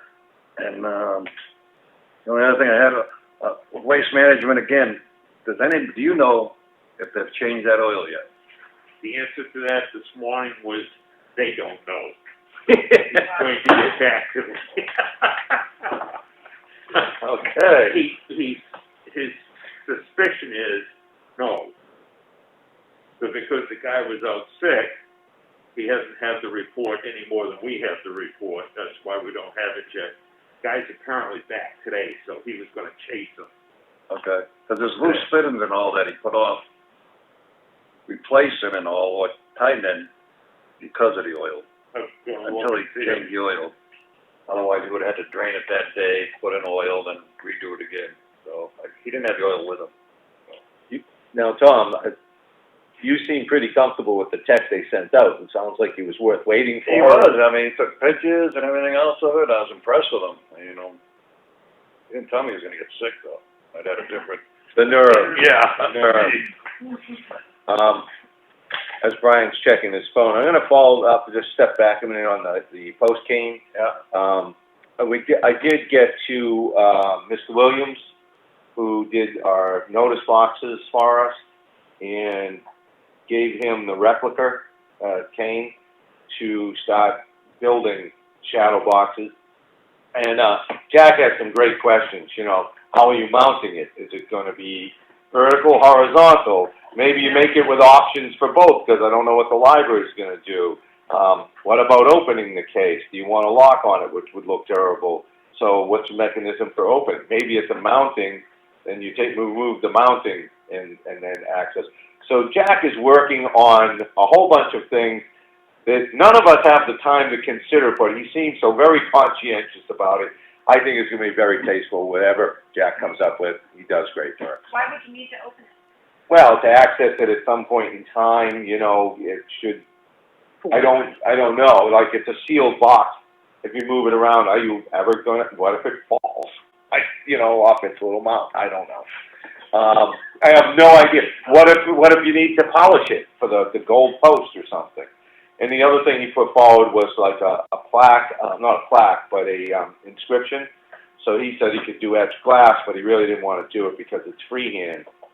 So my thought was that we could go to one of the plaque companies, like we'll be giving it, and get one of the little brass, bronze, whatever plates, and put it in there, and put whatever language you want. Effingham, gold post, cane. You're not gonna put it inside the shadow box, right? You would put it on, or I'd have another plaque below the shadow box with the list of people who have. Oh, well, we were specifically talking about what the content item was. Oh, okay. So you could put it on the outside, or you could put it on the inside, what have you. But that was gonna be a follow-up item. And when we start talking to the companies to produce a plaque, I'm sure we'd get it all done. And I told, Jack just said, good weather's here, he's doing a few things around the house and such, are you in a huge hurry? And I'm figuring, well, it hasn't been mounted since, when did this come into play, like 1918? We probably got a few weeks that we could give him. I don't wanna rush things. I wanna rush things. So, but, that, didn't wanna take away from. No, that's all. Oh, okay. Chuck? I know in the last couple of weeks, you got a proposal in for this furnace over here. I did. I'm thinking right now, until we get done knowing what's gonna happen in June, July timeframe when collecting the taxes, we probably don't pursue that one at this point. Or what's the... Well, there's another option there too. If we have shortfalls of funds, we have a trust fund for municipal buildings. So if we wanted to solve the problem, that money wouldn't be a shortfall on our taxes. We could go to that well to do it. I figure we probably put over $9,000 at this point into this unit in the short time we've had it. I would say that I think we saw a $250 bill for cleaning earlier in the year, and then I thought I saw an individual back again since that time. I don't know what for, if that's actually accurate. And I do know that one of our expenses last year that caused us to just leave the unit sitting, unrunning for 3 months, was that the buildup in the flue pipe, the chimney pipe. It clogged up, so therefore it was never being cleaned, and it blew apart a connection, $150. To clean the thing out, $150. And I'm assuming that, and this is an assumption, that for the $250 or whatever we spent for the cleaning, that pipe's probably not being cleaned again. And I just think that thing's a ticking time bomb because it fails all the time. And when it failed the last time, there was no follow-up. We have a remote monitoring, and I purposely let the thing sit offline for 3 months to see when remote monitoring kicks in, and it never did. So I don't know what the answer is. You know, When do you want to take it up? I guess, at this stage of the game, it's one of those things that came in. It's either table it and bring it up later in the year, or let's get it into a work session and... Well, we do have another company that was planning to come in and give a quote. So, Yeah, I have someone too come in to All right. hold it so we can, when we do get the quotes, we'll have something to go by of what we're looking at. so I'm in favor of collecting a few more quotes, and then we can really decide if this is the year to pull the trigger, like you said, or not. Yep. I just, seeing the electronics in that thing and knowing that there's only one repair guy to do it, it just scares the heck out of me. Randy's in the room. This is our emergency operations center, and having that thing kicking out in the wintertime as many times as it has over the years for various reasons, and just, I don't know. Is it an emergency to replace? Probably not. It's my comfort level that's really driving my position on this. All right, so a couple more proposals coming in once we get... Yeah, I think we should get the groundwork done. That way, if something did happen, we wouldn't be behind the 8 ball just starting out. Something did happen, we'd have proposals in front of us. Anyway, if we just finish the groundwork, we don't have to go any further than that, but we'll look at it. Okay. I'm in agreement with too that it needs to be on the schedule though to do something about it. I just think we go forward with it. That's all, the groundwork anyway. Gwen, I see you. Oil boiler, is that what you're looking at? Propane. Propane. Propane to go with our underground tank. Oh, yeah. You don't have the cleaning issues and such. Well, you see all the dust back there in that room? Well, I'm glad you brought that up. I have pictures in my phone because that utility room is just so filthy no matter what it is. Every time There's I go dust back over there, it. I got swabs of dust over it. I mean, I have a pellet stove at home, and that's not normal. It's just With blows pellet out. stove. It's, thank you, Deanna, just so we know who's talking. Sorry. That's okay. No, I went in there one day and I just put my finger in the dust and wrote the word dust out of it. And I mean, it's mounding. It's crazy amount of particles in there. You didn't clean it? No, I used it as a talking point. You don't dare, you're gonna need one of the, I don't even like that. And then we have ashes that have to be taken care of. If the ashes build up too much, it shuts down. And there's a sensor that will shut down if it builds up there. And like I said, I saw the panel off of that thing one day, and I've never seen a heating unit with the kind of electronics built into it that this thing has. And I just figure the longer we go, the more a ticking time bomb to me. I don't see these units on the internet. You look up, like they came out and they were a thing, and you don't even find anybody doing them. Yeah, it's like they came and went just overnight. Never do it. I'm good. All right, I just had it on there, it's like, yeah, we had brought it up, I just wanted to follow up. Fire aspect, been a dust explosion. Yeah. Chief Burbank weighs in. So, I mean, Randy, do you have any comments on it, other, not to be facetious, but concerns from the operation standpoint, emergency center? I'm concerned about, like I said, the dust, you're gonna have a dust explosion. That's a real thing. Yes. Yeah. And I have to go in there with the vacuum once a month to do that, but it's like you never do anything. All right, I guess there's enough sentiment that it's still on the table. Yep, Yeah. as soon as we get the information in, let's have a discussion. I'd be more on the dust explosion. But, okay, dust store corn in the sidewalk? Just like on the lines of the fire truck there? Yeah. Okay. Maybe the big. All right. next door. Did we make any headway with the cleaning person, the cleaning company? It's, number 8 on your agenda. It goes on to page, Oh, I wasn't realized we're not dealing with two-page agendas. I'm sorry. Never mind. Go back on the It's actually on the front page, on the bottom. very bottom. Not very bad. Okay, good. All right. Super. We'll deal with it then. The town website crashed this weekend. oh, really? Yeah, it is so far out of date relative to the code and technology that when the host did an upgrade to its normal system, it blew us out completely, and there was no way to fix it. So, the nice thing about newer technology around web hosting systems is you can usually do a click, and you can choose a new template, and it'll automatically port the information up to the template. Teresa and I talked. There was a city town hall template, and I said, do it, because at this point, we gotta have something up on the website. And the good news is, it actually looks much neater and cleaner than our old design. We did lose the pictures at the very top of the page, but that's because of the new template. About 90% of the information ported over and lined up. And the few pieces I found and a few things that Teresa found on different sites that the spacing didn't work quite right. She tweaked all that over the weekend and got that going. So the good news is we now have a bit of an updated site, and we have a site that's likely not going to crash because of the antiquated platform that it was on. Chuck, can I just grab you there? Because I noticed, and I was kind of like, how come nobody tells me anything, that the website had changed. Like when I went on, and it was formatted altogether differently. It was an emergency, yeah. That's when that happened. It was down for a few hours, and Teresa and I were on the phone, and she was working on it, and we did it to get it back up, and it works pretty good.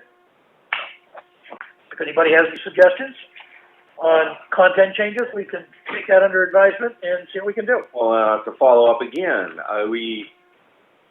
I know this was a concern of yours a year ago, was to try and do something with the website different than what we have. Is that? And this actually brings us a very long way toward where I was thinking. Okay. And the nice thing is it didn't cost us a dime other than I had to confirm with her, yes, push the button and do it. And as soon as she did it, within a few minutes, the whole site was upgraded and turned back on. Just work, Chuck. So, no, it was Teresa that did all the work. And Teresa. So, we also got a second quote in for the asbestos removal on Old Pound Road from Ganley Demolition. They came back. One of their subcontractors would do it for $7,000. So that's way cheaper than the 10.8 that we were looking at with the first company. I'm not 100% sure it's going to go a lot less than 7. If you want me to go get 3, 4 more proposals, I'll try it. Well, you were struggling to get any responses last week, is where we left off on that. When I originally went at this, I originally contacted a couple of the people that Brian had, or at least one of the firms that he had pulled some stuff on, and never got any callbacks. So, at this stage of the game, I can go out and try and call again. Or I'm quite sure Ganley is in the business and knows what he's doing, and somebody else is probably going to do it cheaper than that. When I saw that a third of the price came off, because I think it was 10.5 something. 10.5, 10.8 or something like that. So this is like a third off, and again, you're dealing with roofing shingles, various materials in the basement, and I don't see it going lower than this or by a considerable, not enough for you to waste another 3 weeks trying to get somebody in, and that's my opinion. I think you've done enough homework on it. And the proposal was based off the report that was completed and filed with the state in this arena, so we're talking apples to apples relative to the same job with the same information. I think, that house needs to go away. It's unfortunate we have to put the bill, but I think it is a safety hazard personally. and where it's against that brook, it's right up against the road, it just needs to go, in my opinion. We have a contract to remove it, so, signed, We have to remove the house, right, yeah. so, I say go for it. yeah, so, I mean, I'll make a motion to accept the proposal, or would you like to make, you did a whole, It makes no difference to me, it's gonna get done. okay? Make a proposal to accept the damning demolition quote of $7,000 for removing the asbestos at 33 Old Pound Road, prior to demolition. I'll second that. Mr. Hart, second. All right, then, let's coordinate. All right. Aye. Hal and I, we'll get that, on the schedule then to be done, and then we can move Danley forward Okay. and get that out of here before the winter flies again. Deal. Okay, yeah, I'll work with Brian on this, because we just sent some money when we sent it in. There was an email that Brian had forwarded out during the week regarding a gray water issue on Townhouse Road. What are we doing with that? I'm actually gonna try and handle that one. I have just been, running around doing town errands, you know, going up, getting materials for the town. Tom and I went out, we dug the form out for the mailbox here. We came in, was that yesterday? It's all a blur. And we put 400 pounds of concrete together in the form, and that's setting up now to put the mailbox we just arrived in. So, I've got, some more hardware coming so we can lag that in when it's cured. But I was going to reach out to the state. I have a few contacts there with the health offices in the state, and I want to have some good guidance on how to proceed as a health officer on this issue. Yep. If it is in fact taking place, you need to go and verify this. So entering the property, verifying it would be the steps, and that's not something you just waltz on the property, I'm sure. So I want to have good legal footing. I may touch base with the town's attorney, who I thought I was meeting with on Friday for a mediation, but that got postponed. And I do have a few follow-up things that we started on with the attorney that I was going to cover in mediation, because doesn't cost you anything. We're sitting there looking at each other in periods of time. Unfortunately, I'll have to talk to him directly without that option. And as part of this, the gray water is treated as the same as black water in the state of New Hampshire. We had that confirmed. So it is sewage if it in fact is running on the ground. We'll take action provided I can learn the steps to do so as that. Okay. Mr. Burke, you'd like to add some? I think one of the things that would be beneficial in this particular case is to get the complainant to produce a signed affidavit as to what he saw, and to sign that affidavit as an official document. That does a couple of things. One, he was actually, according to him on the phone, an eyewitness to the process, so that you get an affidavit.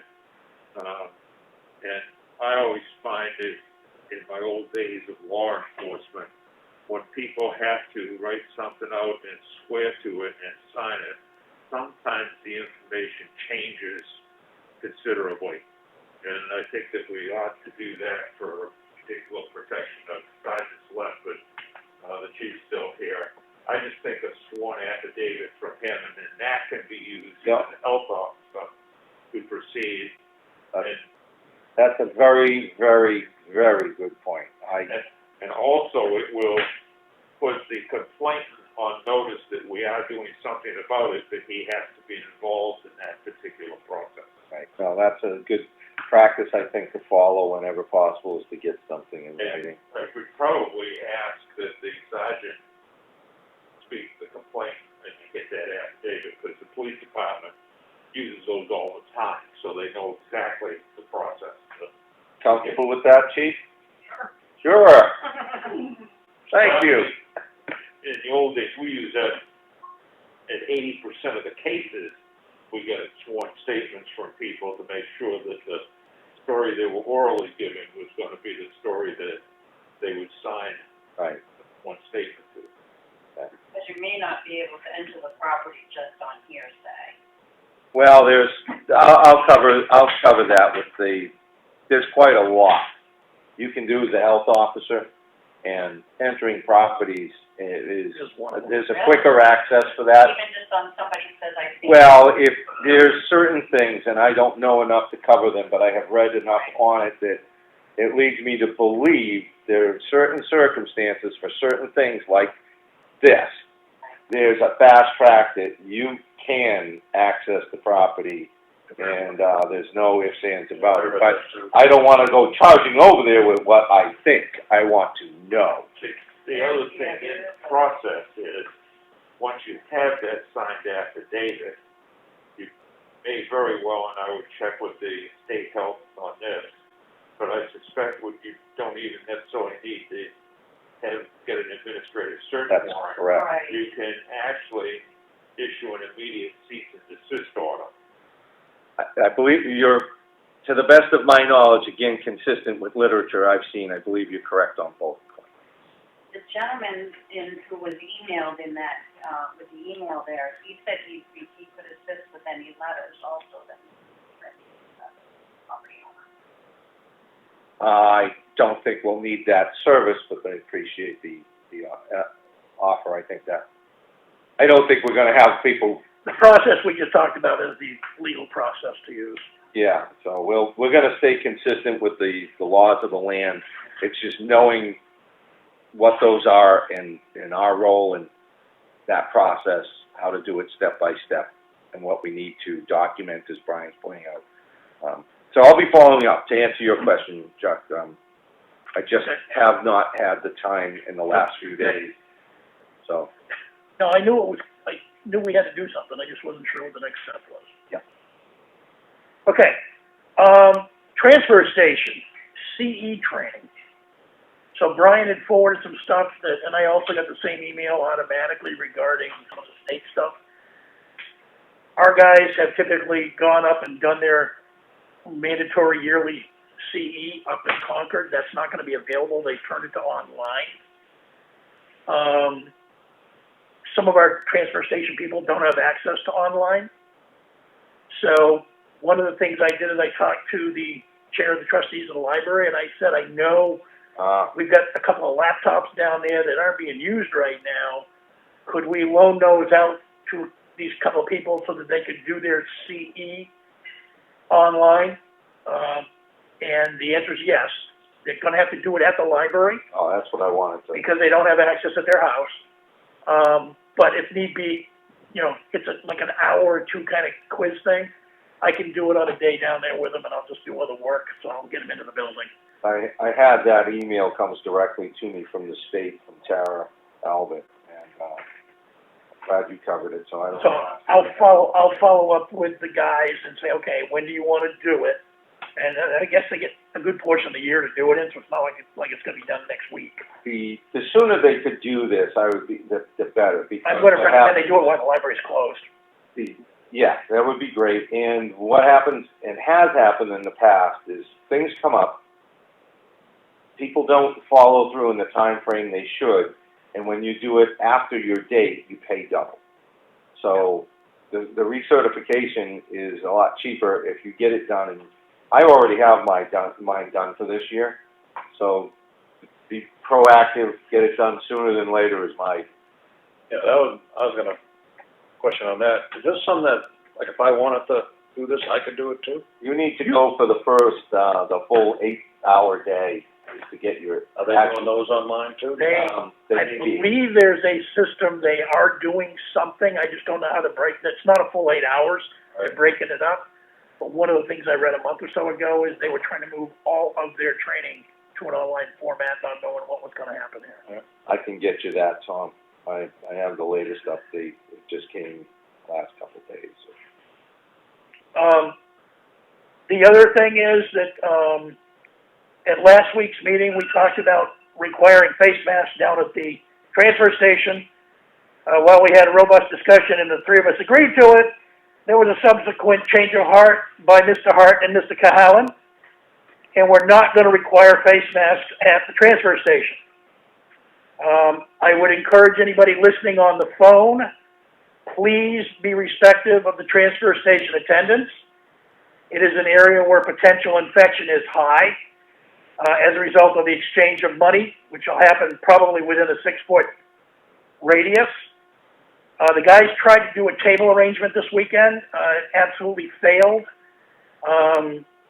The money was blowing all through the wind, and the table was soaking wet, so they couldn't put the money in the drawer, and it just didn't work. So I did some homework, and I forwarded an email to Brian, after I had a discussion with Bill Rabel on Sunday about potentially putting a mail slot through the door that's on the side of the glass bins and the current fundraising trailer for the aluminum cans. At the same time, limiting anybody bringing demo into the transfer station from that point forward to only use one lane, and that is the straight lane as you come in, not take a left and go down the side. So all demo, white goods, anything that's going to need a money transaction would only go down through the right-hand lane, the straight lane. You get the window in the door so they can basically talk through the window, exchange the money, do what needs to be done. Cash registers right inside the building. So it looks like it potentially is a solution rather than trying to do something else where we have to cut windows into buildings or something like that. It's got to go through the door rather than through the wall because of the wiring that's there. All the wiring runs right up, and there's only one space to really put it in there. So the door's it, and Bill Rabel's willing to do that work for us, and I could work with him in getting that done. I don't remember what the unit was. I thought I printed it out to bring it in this morning, but I think it was like $115, $130, something like that. And it's a pull-down outside handle so that there's some weather protection over the top of it so weather doesn't go down in it automatically.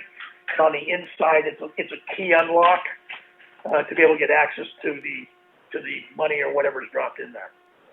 So it's one alternative. There may be more, but I would like to see us get some kind of an alternative in there as soon as possible to mitigate any potential infection items.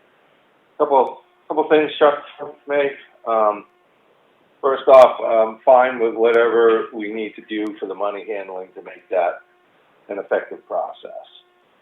Secondly, we did discuss getting painted lines and arrows on that one demo lane so that people driving in, it can be brutally obvious. That's actually happening this Wednesday. Thank you. And there was something else in that exchange I thought too, but I'm gonna just call it Demo signage? Senior moment and move on. Well, Yeah. we had the demo signage. Well, Bill. Oh, mask.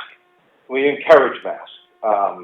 There was a concern also by the employees that because of heightened sensibilities on whether you believe in COVID or you don't believe in it, or just because people are facing uncertainty, that we didn't want to be too demanding. We'd like to have the mask on, but we also want to try and avoid confrontations from some folks. Yeah, and I get it. It's a 2-to-1 vote. I got that. Well, it also was made with the employees at the transfer station. With some encouragement through the discussion that this is where they ought to go. So, Mike, let's drop it. It's a 2-to-1. We're not doing face masks as a requirement. We'll move forward with it. But to have the discussion like we did and within 24 hours, to have another discussion and do a 2-to-1, that I'm a little upset with it, just so you know. So from this standpoint, moving forward, we'll just see what we can do with a solution. Okay. The other thing I was asked by one of our town citizens is with the White House West Wing going into mandatory face masks for employees in the building, CDC recommending that since day one, Governor's Universal Guidelines recommending it. I was asked, are the selectmen going to mandate employees and people entering the building to wear face masks?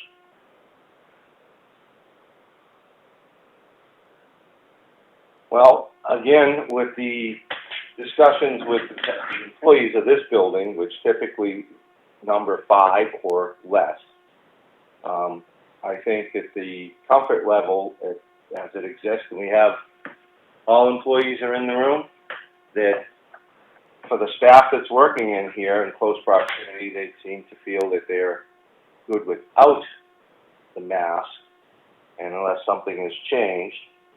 Well, you may have different committees meeting in the building too, so there's guidance, whatever the guidance is here probably should flow through to the committees too.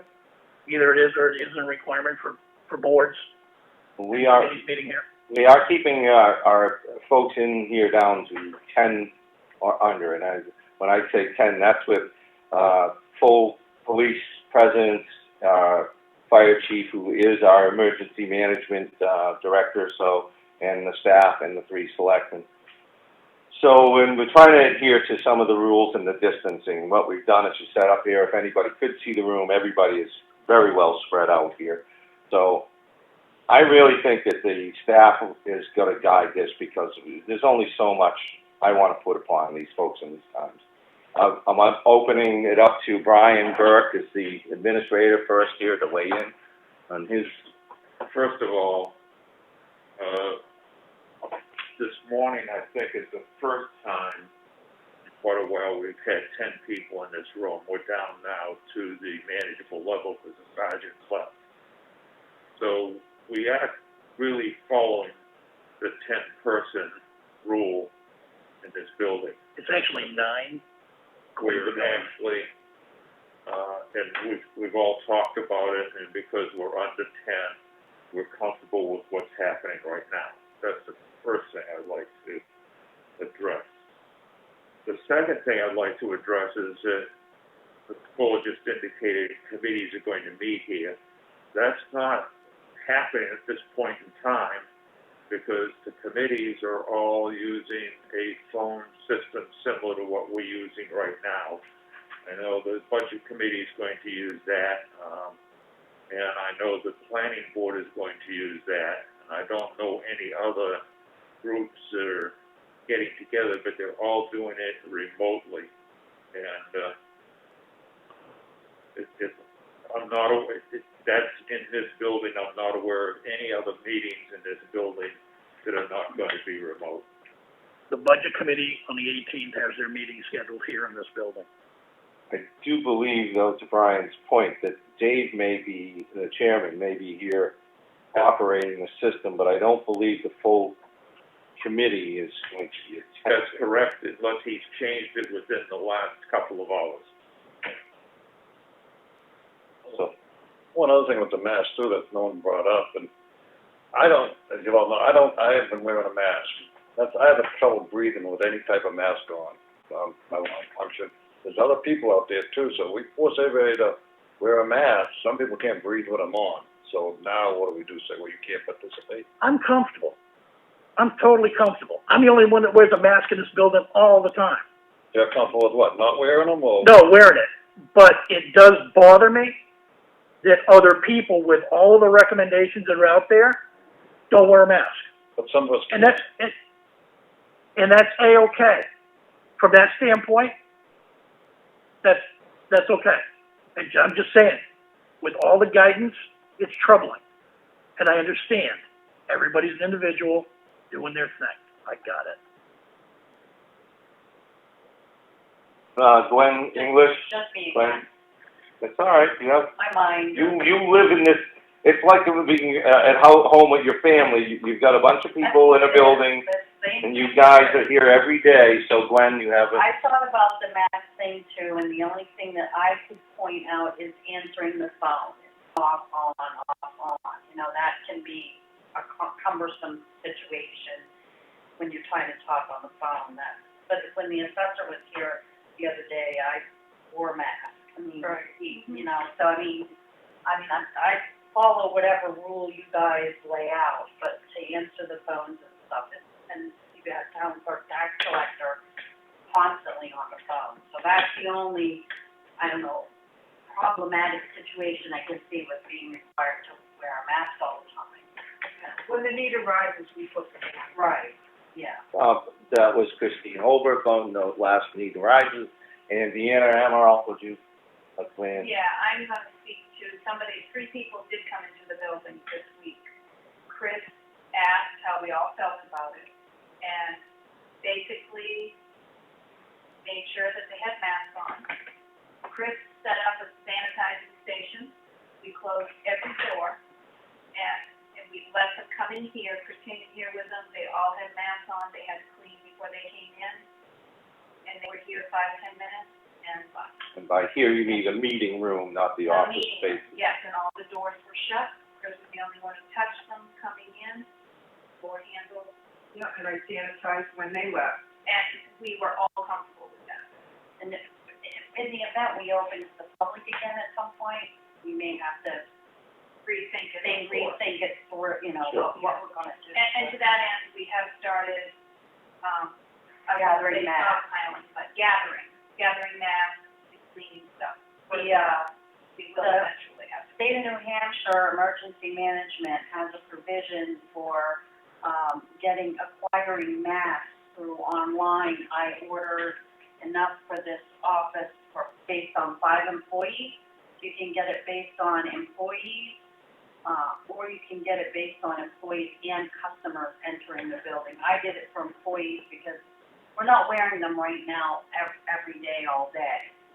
But at some point, you know, we may have to look at doing that and even maybe providing them to the public when they come to the door. But there is a provision for obtaining masks through the State of New Hampshire Emergency Management. You can go to the New Hampshire Department of Health and Human Services website, and there's a link there you click on and you complete a form. I'm picking hours up for this building tomorrow between 1 and 2. Okay, And now, I placed an order for my office as well. okay, so to both of you ladies, you getting them for this facility, and we get those for free, I understand? Yes. Could you, in the future, consider, stockpiling some, because at some point, the public will be accessed, and that may be a thing. We don't know what, like Chuck's pointing out, we're not sure where things are gonna go, but it'd be nice to have that as an option, just for anybody's comfort, whatever. And if you do get more, perhaps we should consider other town, departments, PD, fire, I don't know what Randy's supplies are, but, transfer station and such. And I will say that, a while back now, it's been probably a couple of weeks ago, Eric, Spofford from Green Mountain Treatment Center, graciously contacted me and offered masks, so I brought in, free masks from them, 50 surgical masks and 40 N95 masks, which are in the office. So if any of our personnel do need those, and if there's, you know, a case of somebody in the community, I suppose, that, you know, has, you know, maybe isn't just the average person is a little more susceptible or something, if we have some of those and that's an available option, maybe we should consider that, making them available. I don't know how that pans out, but I'm just saying if that's something we can do, Well, maybe. we can continue to acquire them through the Yep. emergency management thing, then, you know, certainly, especially the N95s for our emergency personnel in our police department, I think they'll be willing to sacrifice them. Well, and if with future orders, you know, perhaps you could factor that in. Right. I don't know what type of masks they're giving, and I don't know how many we'll get. Right. You only tell them if you need them for employees and how many employees you have, and they fill in orders based on that information. Okay, well, probably consider the other employees and we'll add that to the count versus just this You facility. mean Crystal at the library is aware of it, and she is acquiring them for the library. You want me to include like transfer station? Transfer station, the PD, and, if Randy doesn't say otherwise, maybe he can give you some count on what his needs are. We'll get our own. You get your own, okay. We've got some on order too. We've got them from the state we're getting for free, All right, and we've got other agencies that are sending them to us for free as well. So it's all, like I just came and brought them in case they need them another pack of 50. oh, okay, We've already received 100, and there's only a couple of us. Yeah. all right. Well, it's good. We're getting plenty for free as well. Well, so we're having the discussion to find out how many departments are actually independently getting these things. Maybe we should talk a little more when we have the So opportunity. Selectmen, Town Clerk, Tax Collector, and Transfer Station, you want us to focus on here, acquiring that? Yeah, I would think so. Good, and I think with the way the question came to me, this whole discussion more than will handle anybody asking a question. Okay, Chuck, you... Done, yep, done. Oh, you're done? I'm done. All right, hey, let's see, I was thinking of getting some, of that grass seed the state uses on, the highways and roadways. It grows on everything but a rock. They're probably, I've got a bunch of cedars, you know, the push, you know, to just do the top of the, landfill, because part of the report was... Oh, that'll do more than that. I mean, it'll do a good job. I got it growing on pure gravel. Oh, yeah. I mean, it grows you put it on the pavement, put water on it, it'll grow grass. Well, I know I can get it up, here at the grain store, the feed store. That's where I got mine. So I figured probably run up and then, you know, whenever any of us or the transfer station attendants, whomever, we can work out whoever has time to... And I've got a couple of cedars at the house, I can run one down there. Okay, 'cause, yeah, maybe we can make an effort to do something with that. You know, I know, our landscape individual will be coming out. He's got a little bit of a delay in getting here, so we can pick up the pace on some of those things. And I think he'll probably be out sooner than later, in talking with him. Let's see. What else do we have here? Do those discussions. Glenn, are you available, perhaps Friday to do some of those unknown property investigations we talked on? Sure, what do you wanna do, the afternoon, morning, it doesn't matter. Whatever you're most comfortable with is what I would do. You can Doesn't matter. get back to me. Better in the morning, Okay, great. fresher. We'll connect through the course of the week and nail down just what we need to do and what's needed.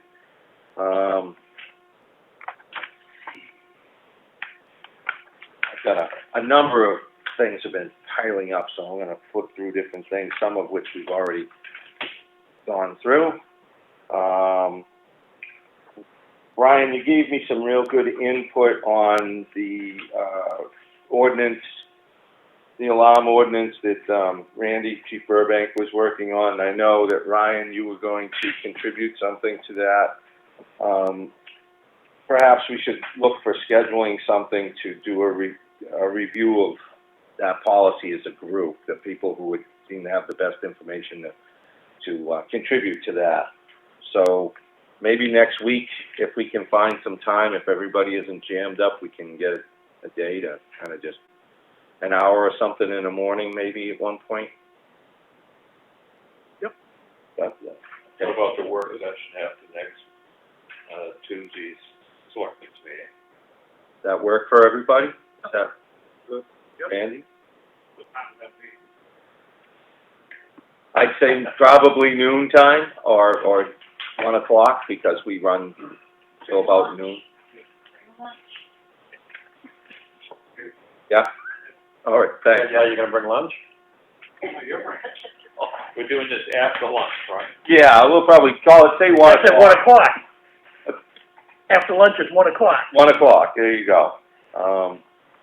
Okay, I have been, and I think I've just finally got something back from the USDA in some of my, I've been trying to get in touch with some people over there for our application on the bridge, so I didn't have anything to follow up yet, but I do believe I've got something in.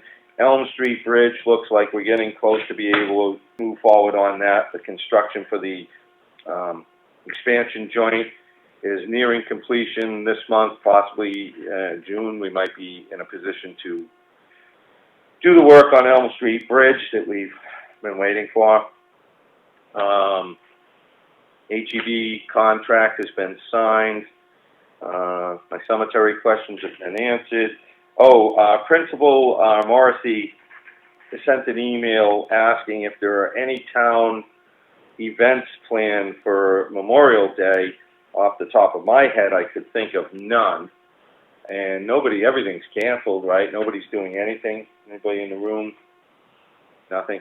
Okay, so I'll follow up with her to let her know that we don't seem to have anything going on. Goalpost Cane's been covered.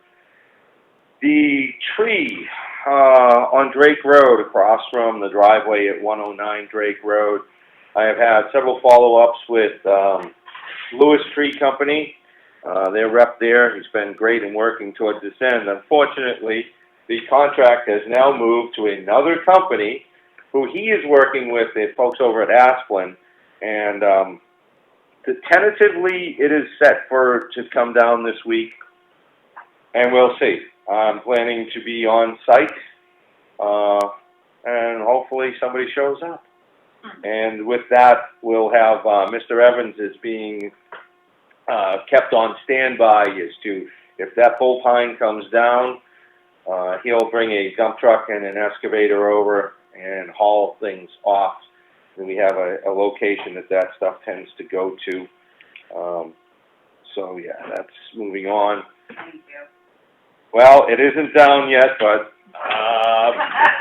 I put a lot of phone call time in. I really hope this tree's gonna come down Me too. without it, not just on its own accord, so. Let's see. There was something in last week's minutes, if I could dig those up. Yeah, the Pine River Road.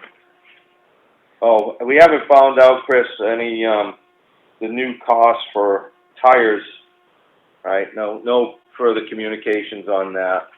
No, they never said an actual amount. Okay, well, I'm figuring at some point we'll find out.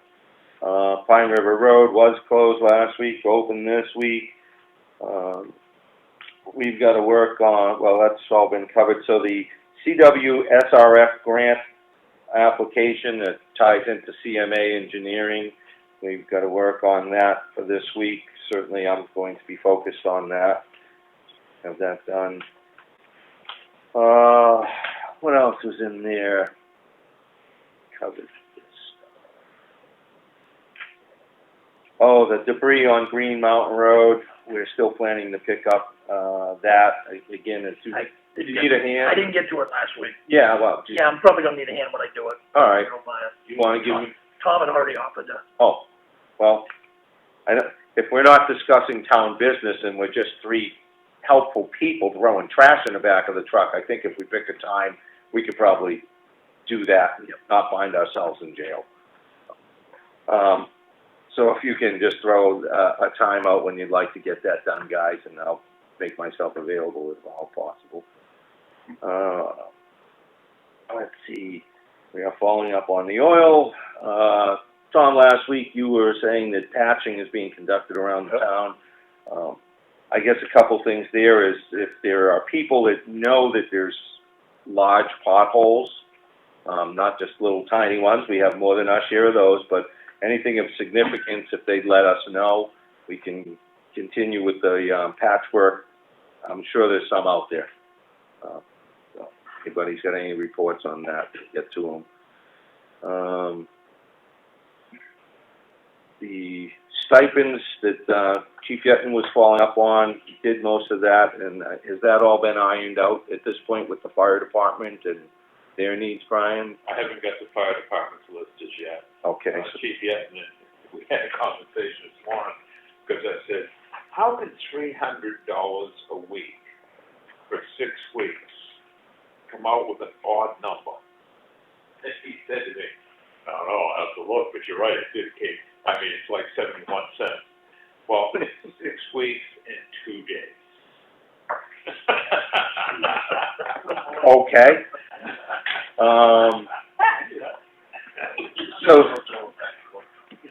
So then I guess, Randy, if you have whatever information to fill that, there's a coordination, I guess, here? I don't know what he's looking for, but I already filled out the paperwork and submitted it. Okay, but I think Ryan needs something else for the paperwork in the office. wants a copy of the sheet that he submitted. Well, I have to know who's a firefighter, who's a firefighter at EMS, doing EMS work. Yep. Who's not working for someone else. People working for somebody else are not on that list. Okay. I called everybody, those who work for somebody else getting somewhere, these are people who are not, with the exception of maybe one, because I found out 2 days later that Ford works for another, Brewster Ambulance, and he told me 2 days later that they're going to plan for it. and let someone take it board off. I would. And at some point in time, if we get audited, we need the documentation that these people are actually responding to escalating calls. Well, that's what I wanna bring up. How are you gonna do this? Is it be weekly, monthly? Weekly. You can pay whatever you want. You could pay it at the end of the 2 months. Weekly. Okay? Right, that's the problem, because some people don't put up calls in that week and others do. So that's why I wanted to discuss it today, to find out how you're paying it, because I could tell you right now, some of these people didn't make a call last week when it first started. So they wouldn't get the site. From what I've read, I think it is, they have to be available and willing to be called. I read. Put it, it's not just that they have been used. I think they have to be available and willing for that to get it, so. I believe that's correct, Chief. The other thing is I need the other column up here. Like I said, we can't print that at the station. That's why I had you do or you were supposed to do it, but I had Glenn do it, because you didn't do it. Well, I was saying, these people should be getting hazardous duty pays. They gotta work with this guy.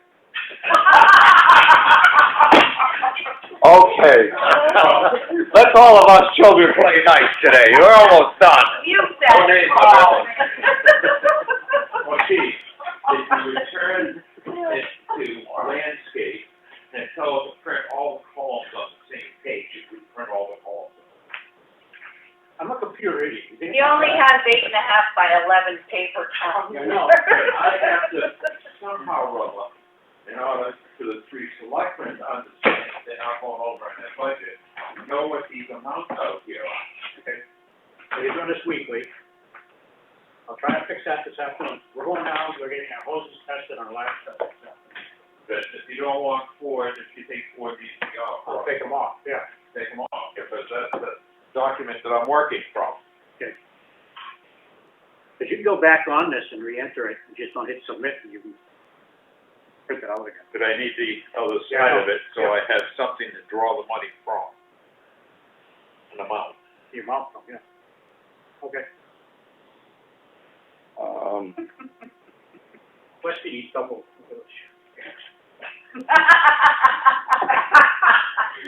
He needs new pants, huh? Oh, Oh, my God. Your time will come. okay, then, while I'm thinking of this, and you're up and speaking, Randy, one of the things that we found out from the prison is the round poles that you were looking for are no longer available through the prison, so we'll have to shop for those. And how critical, like, how soon do you need them? Not critical at all. Okay. Because not a road sign, it's sticking up on top of the stop sign. Oh, yeah. If you put it in that little island, somebody either runs it over, or steals it, or whatever, so right on the stop sign. And that's a channel, that's not a round one, that's channel post? It was a channel post, but I have a special adapter that goes on top of the sign, Okay. and it spins so you could put it, didn't have the right direction I wanted, but it's supposed to get it. Not a road on top of the stop sign. So we're gonna need more of those adapters? That's the first one I've used. I think we still have 3 or 4. That's what I think. Are you gonna want some more of those if we're shifting away from the round poles, or should we search for the round poles just the same? I pulled off the round poles as well as the angle iron, whatever you call them, Channel? channel, because we get those adapters going that too. Okay. Now to take us one less sign, like you said, if you stick it on a stop sign, that's one less pole you have to pick up. Well, that's, the point here I'm trying to get to is because we're looking at putting in some of those round sign holders. So if we're moving away from those, you may not need those, or do you? And then we'll just start, getting the equipment we're gonna go forward with a new style. I'll go take an inventory and decide what Okay. All right. We'll hold off on the order. you want to go list of first quarter calls. Yes. Wonderful. Thank you. Those are the ones that the ambulance responded to. It does not include calls they didn't go. All right. I think you weren't here in the earlier part of the meeting when, I mentioned Mr. Hatches from the Action Ambulance. I gave him a follow-up call to get that monthly report they're sending out. Maybe he doesn't have the right email address over there. That should be coming. Right, they're gonna do monthly or quarterly? They're gonna do both as far as I know. They're on the contract, supposed to do it quarterly, but they were going to provide monthlies for us. If that's gonna supersede a quarterly report or not, I'm not entirely sure. But we will be getting good information theoretically more readily. So that we'll make sure that's made available to you. Great. Thank you.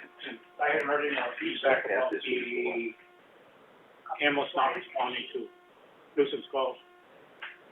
I got, Center Ospey and Madison are agreeing. I haven't heard anything else from anyone else.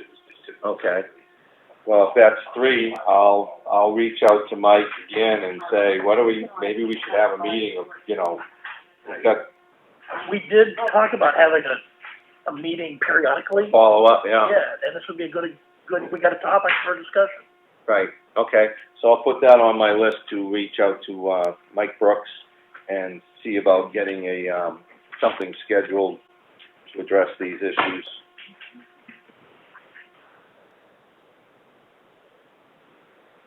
Meeting date, EMS.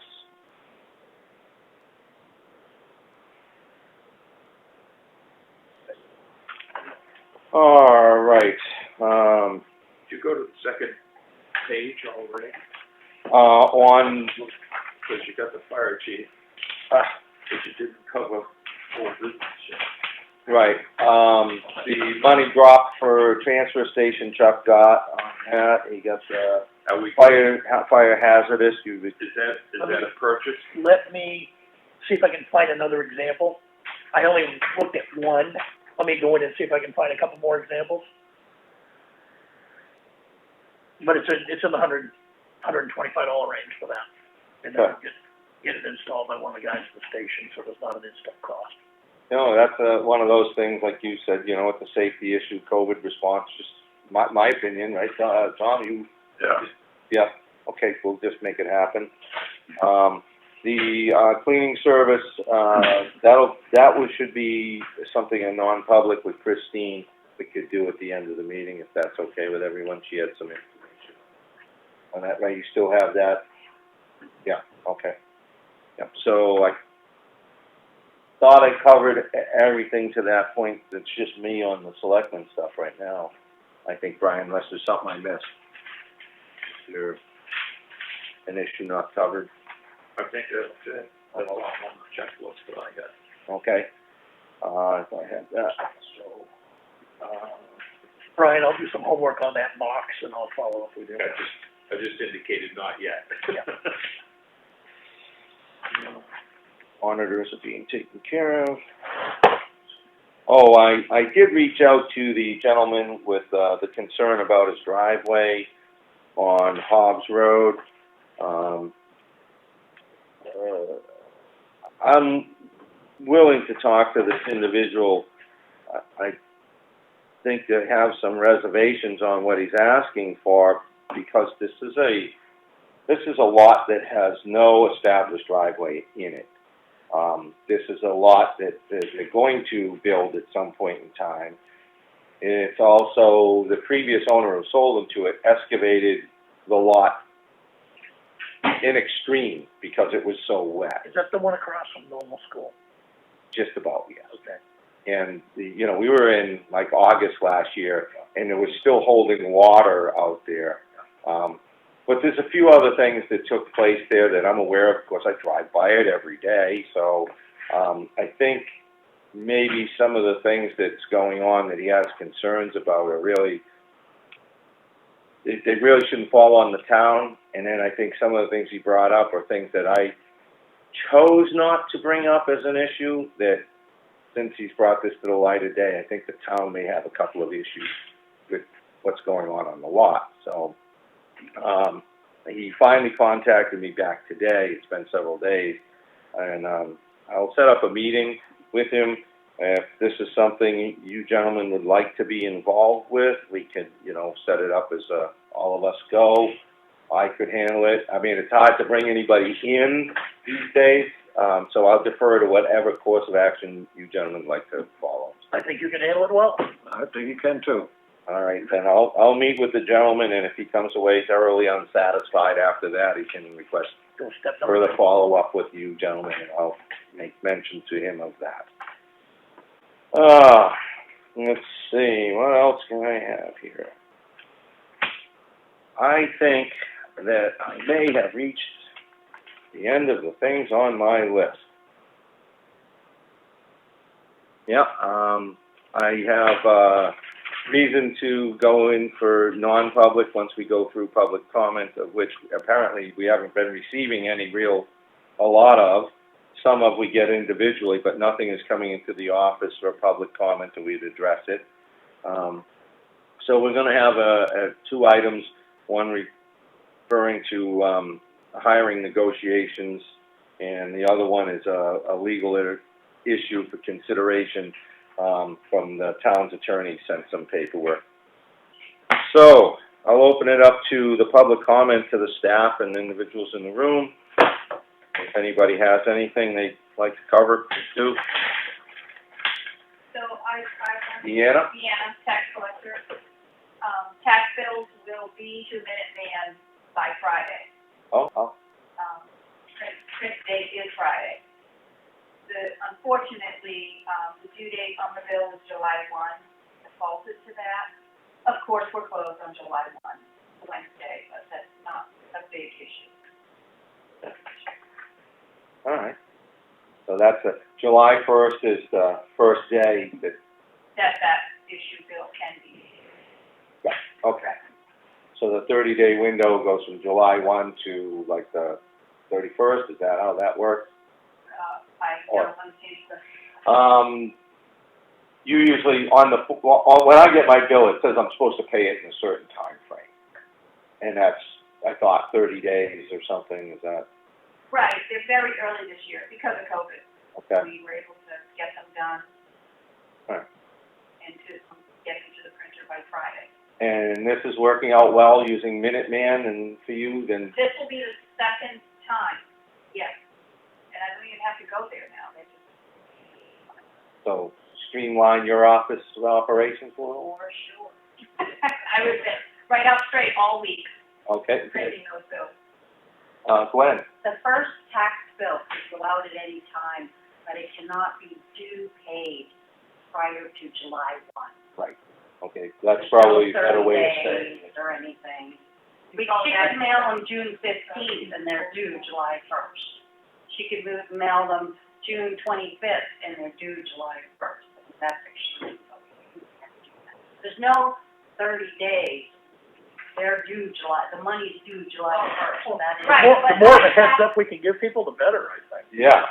Right, there is from the time I mail them out, I have to have it a minimum of 30 days. Oh, you do have to mail them. That's what I meant. Okay, all right.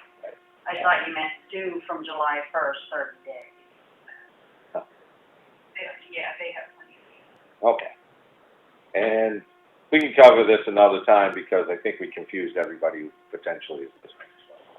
Tax bills will be going out in the mail Friday, they do July 1st. We're closed that day, but it's not like anybody's gonna be in line. Okay. I don't anticipate the opening. No, I don't think that anything will change dramatically by then. Touch on one thing before. Mr. Hart, sure. To touch on it on the ongoing welfare officer training. Yes. That's still ongoing. We've had communications issues.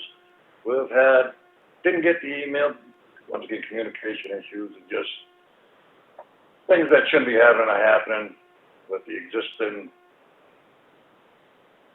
whoever's in charge right now, without naming names. But, and Leslie's put up a lot of things. She's going through a lot with this other person. Hopefully it'll come to a head this coming week. By a head, you mean be resolved? Yes, one way or another, because this is getting old. It's just, get to the point where enough is enough. Wesley shouldn't be having to put up with all this to go through, you know. Well, have you verified that the communications have been made, emails, whatever, that the problem? Yeah, and still didn't get it, or what have you, so I don't know what is what. All three of you should have received in your email yesterday I saw it. a copy of the April 30th email, I think it was the 30th email that was sent to that individual at the address that that individual is now claiming we should be sending stuff to. And it went, so I sent it a second time. I resent it and copied all three of you people and Westy with the email that had already gone to the right address and still have heard. Well, I think, since we made some good faith efforts here to reach out on emails and different emails and phone conversations, this person's had every opportunity to provide any contact information. Hopefully this person will show up, make the meeting, anything that hasn't been processed through the mailing system, she can get here, in-house at that time. And ultimately, there's town property involved that needs to change hands. And I think Wednesday, it needs to, and then if it doesn't, we'll see what we need to do. Yeah. Westy, is there any online training you can do? I haven't explored that. I'm in the States that next Wednesday will be training day. I will be here on next Wednesday when the other party comes to sit in with us. Right, and that's a great idea. To answer your, Chuck, get right to you, Randy. I know that Gwen has some knowledge in this area of the referrals to other agencies kind of stuff. So she's offered to share what she knows even after the fact. I think there are certain process steps that our current person, knowing the system, the ins and outs, would be extremely beneficial if she shared those. And frankly, if she doesn't, Tom's right, there's been numerous appointments made and not kept, so that's just... Yeah, the town website, when I was in there this weekend working on it with the whole upgrade thing, some of those agencies you just referred to that were referral agencies are listed underneath the welfare officer area on the town website. So Okay. resources are listed there with contact info. To highlight that. Chief Burbank, That individual has the key to the fire station, I'd like it back.